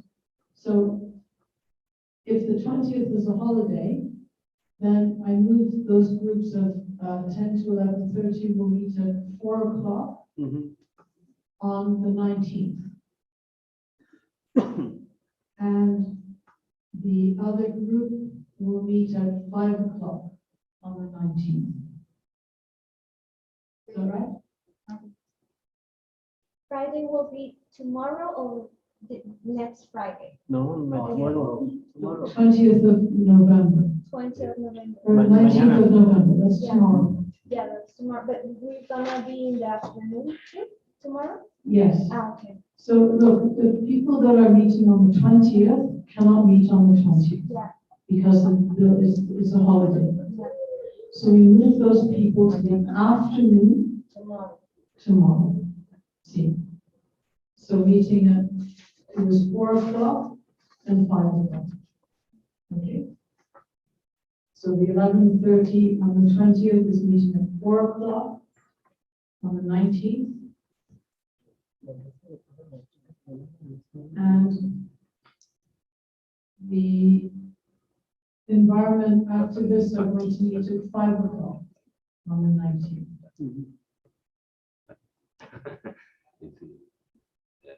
There is a question We'll from, send, look, I think we can make an email list of all of the people in the group and we'll just send this out to confirm, okay? Because we don't want to spend all afternoon discussing time. Yeah, there is a question of a woman from Germany, yeah, yeah, No, from Spain. from Spain. okay. And she says, do we deal with social impact of environmental problems? Where do we deal with social? If it's a social impact of environmental problems, then it belongs to society. If it's an impact on the environment, so the environmental data, you sort of pretend that you're a tree, or you're a fish, or you're the soil, and what's going on with you. So this is scientific data about biodiversity loss, about our control over nature, and so you think in terms of a tree. If you think about social impact, that's a social measure. That's what's happening to humans. And maybe what is going on in the environment impacts humans, but we're talking about the impact on humans, not the impact directly on the environment. The environment is composed of, and we're part of the environment because we're animals, but when we talk about environment, we're thinking about how do the trees feel? How does the soil feel? Is the river flowing the way that it should flow? Is the air replenishing itself in the way that the air should replenish itself? So this is what we're going to discuss in the next few days. I want you to think about this on your own. I don't want to give you all the answers in advance. I want you to go through the exercises. These are philosophical exercises that are important, and it's important for you to think about them yourselves, and not for me to give you all the answers on the plate. So I'm asking you to think for yourselves a little bit. Okay, next slide. We'll send out an email about the schedule, okay?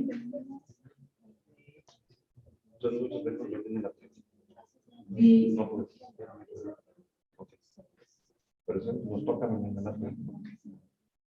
okay, just your attention for a few more minutes. I know I want the patient to go. Sorry for the last one. So just a few more seconds, right? Since I'm a philosopher of mathematics and a philosopher of science, objectivity is very important to me. And as a scientist, objectivity is very important to me. As a social scientist, objectivity is important to me. And so objectivity, I talk about robustness of the arrows. There are techniques to make those arrows more robust. One of them is to add more indicators. Another one is to consult more widely and to use some sort of independent check. If we don't, so fourthly, if we don't have a robust compass reading, we still have valuable information. Think about how policy decisions are actually made today. A few people get together, these are the bosses, policy people, and they sit around at a nice table and they make a decision. They might make a decision because of something they thought about yesterday, because of a film that they saw, because they might be excited about something, because someone has a louder voice than someone else, is more charismatic, has more power. These are not objective ways of making policy decisions. What I'm proposing with the compass is something that is much more objective. We can also use the compass to hold an institution accountable to their policy decisions. Are those decisions really taking us in the right direction, or are they not? And we track that over time because we watch the compass change over time. Is the arrow going in the right direction or not? All right, so the plan for the rest of the workshop is, now I think there are no holidays, right, on those days? Okay, so this schedule actually sits, and we'll send this out to everybody, so you don't need to photograph it or write it down. It's okay. We'll send all of this stuff out. But everybody meets together on the 25th, and unfortunately, the afternoon of the 26th, that has to be canceled. My father was going to come here, but he's got some personal matters to deal with that are consuming all of his energy and brain space. So he can't come to make that lecture. So we'll just finish with the critique and improvements and what happens next. So that will be the final meeting. Next slide. So thank you. And see you tomorrow or the next day with your data. And if you have questions, that's my email address. And if you want to do some more reading, there's lots of reading to do. Does anyone have any questions? And as I said, we will send out the schedule to everybody, the updated schedule. And you know, and we'll send out what groups you're in as well. So you should have signed up. Lost track of the papers over here. So I have 1, 2, 3, 4, 5. And the people who are joining us remotely, you should have told us with your in the chat which group you want to belong to or which groups you want to belong to, and we'll sort of organize you with ways to communicate with each other and work together. Are there any questions?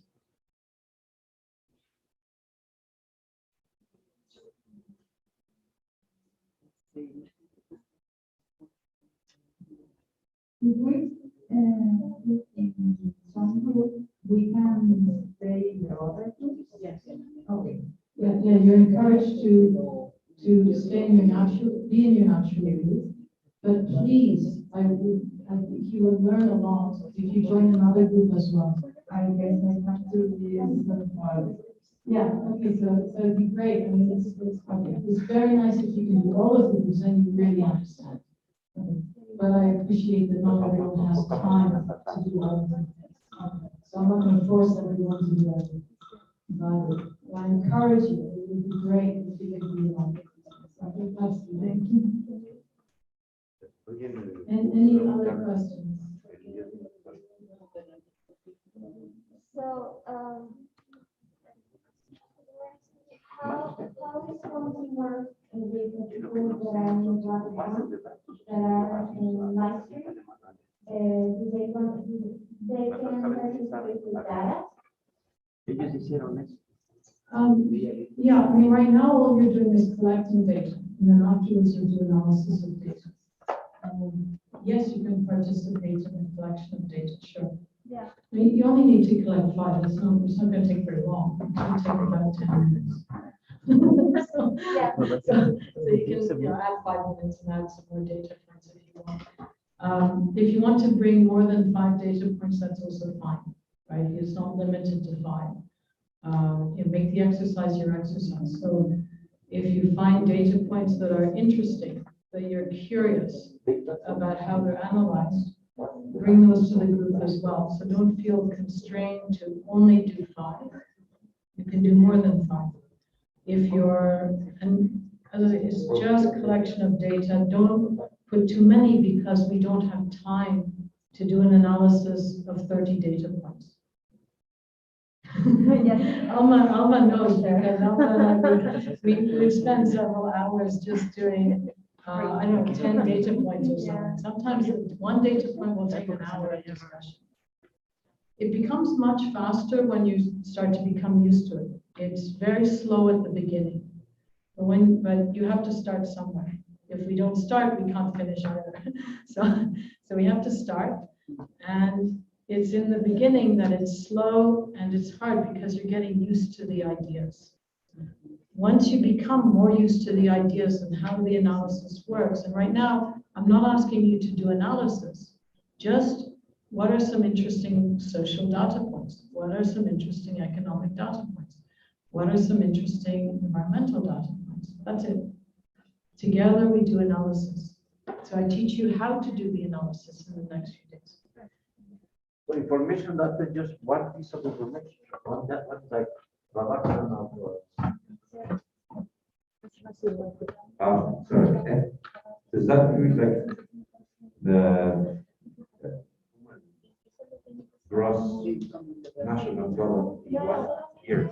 So look, the institution that we're looking at is the Santiago River Basin. So the GDP of Mexico is not the same as the GDP of the Santiago River Basin, right? So it's data concerning the Santiago River Basin or something in the Santiago River Basin.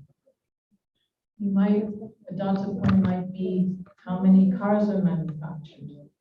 It might be how many businesses have gone bankrupt. It might be what investments were made. If you're talking about social data, it might be about, it has to do with health. So all the health statistics, how many people are dying, how many people are sick, how many people are healthy, what's the longevity, all those things. Just normal social data. That's health. Security, crime rates. Do people feel secure? Are there secure spaces? Number of policemen? I don't know. Prisons, I have no idea. Whatever. So social data to do with security. And then culture, so that has to do with education. It has to do with festivities. It has to do with preserving culture. It has to do with school. That's the social data. What is environmental data? Environmental data has to do with biodiversity. Are there species that are becoming extinct? Are there areas that are flourishing? Are there parks that are preserved? Is there pollution that is killing something in the environment? So again, you have to think as though you're a tree, or you're a worm, or you're a bird, or you're a piece of grass, or you're seaweed, or something natural. Are you doing very well? Is man making you better? The potatoes in the field are being grown by people, right? So they're natural, they're parts of the environment, but man is controlling them. So how many potatoes are being grown? How many berries are being grown? So are you a plant that's aided by man, or are you a natural plant? Are you doing quite well, or are you dying off? And why are you dying off? You're dying off because of pollution, or you're dying off because people are putting cement over you? What's happening? So, okay. All right, I think that's enough for today. Finito, benito. Okay, so we meet again tomorrow in our groups. And so all you do overnight or for the afternoon is collect a few data points. It should not take very long. Don't spend, even half an hour is too long, all right? You just do it on the internet, doesn't matter. This is an exercise in learning the method, not in finding out about reality. To do that, we need to do something very in-depth, right? So right now, it's just the exercise in the methodology. Just find some data points, I don't care. And then, so it's not about finding data points, it's about analyzing data points. How do we analyze those in terms of the qualities? And then afterwards, we're going to start putting compasses together. We're going to start perfecting the data and so on, but that's after. Okay, any more questions? Okay, gracias. We're finished. La presentación, la de los siguientes días, por favor, para tomar una-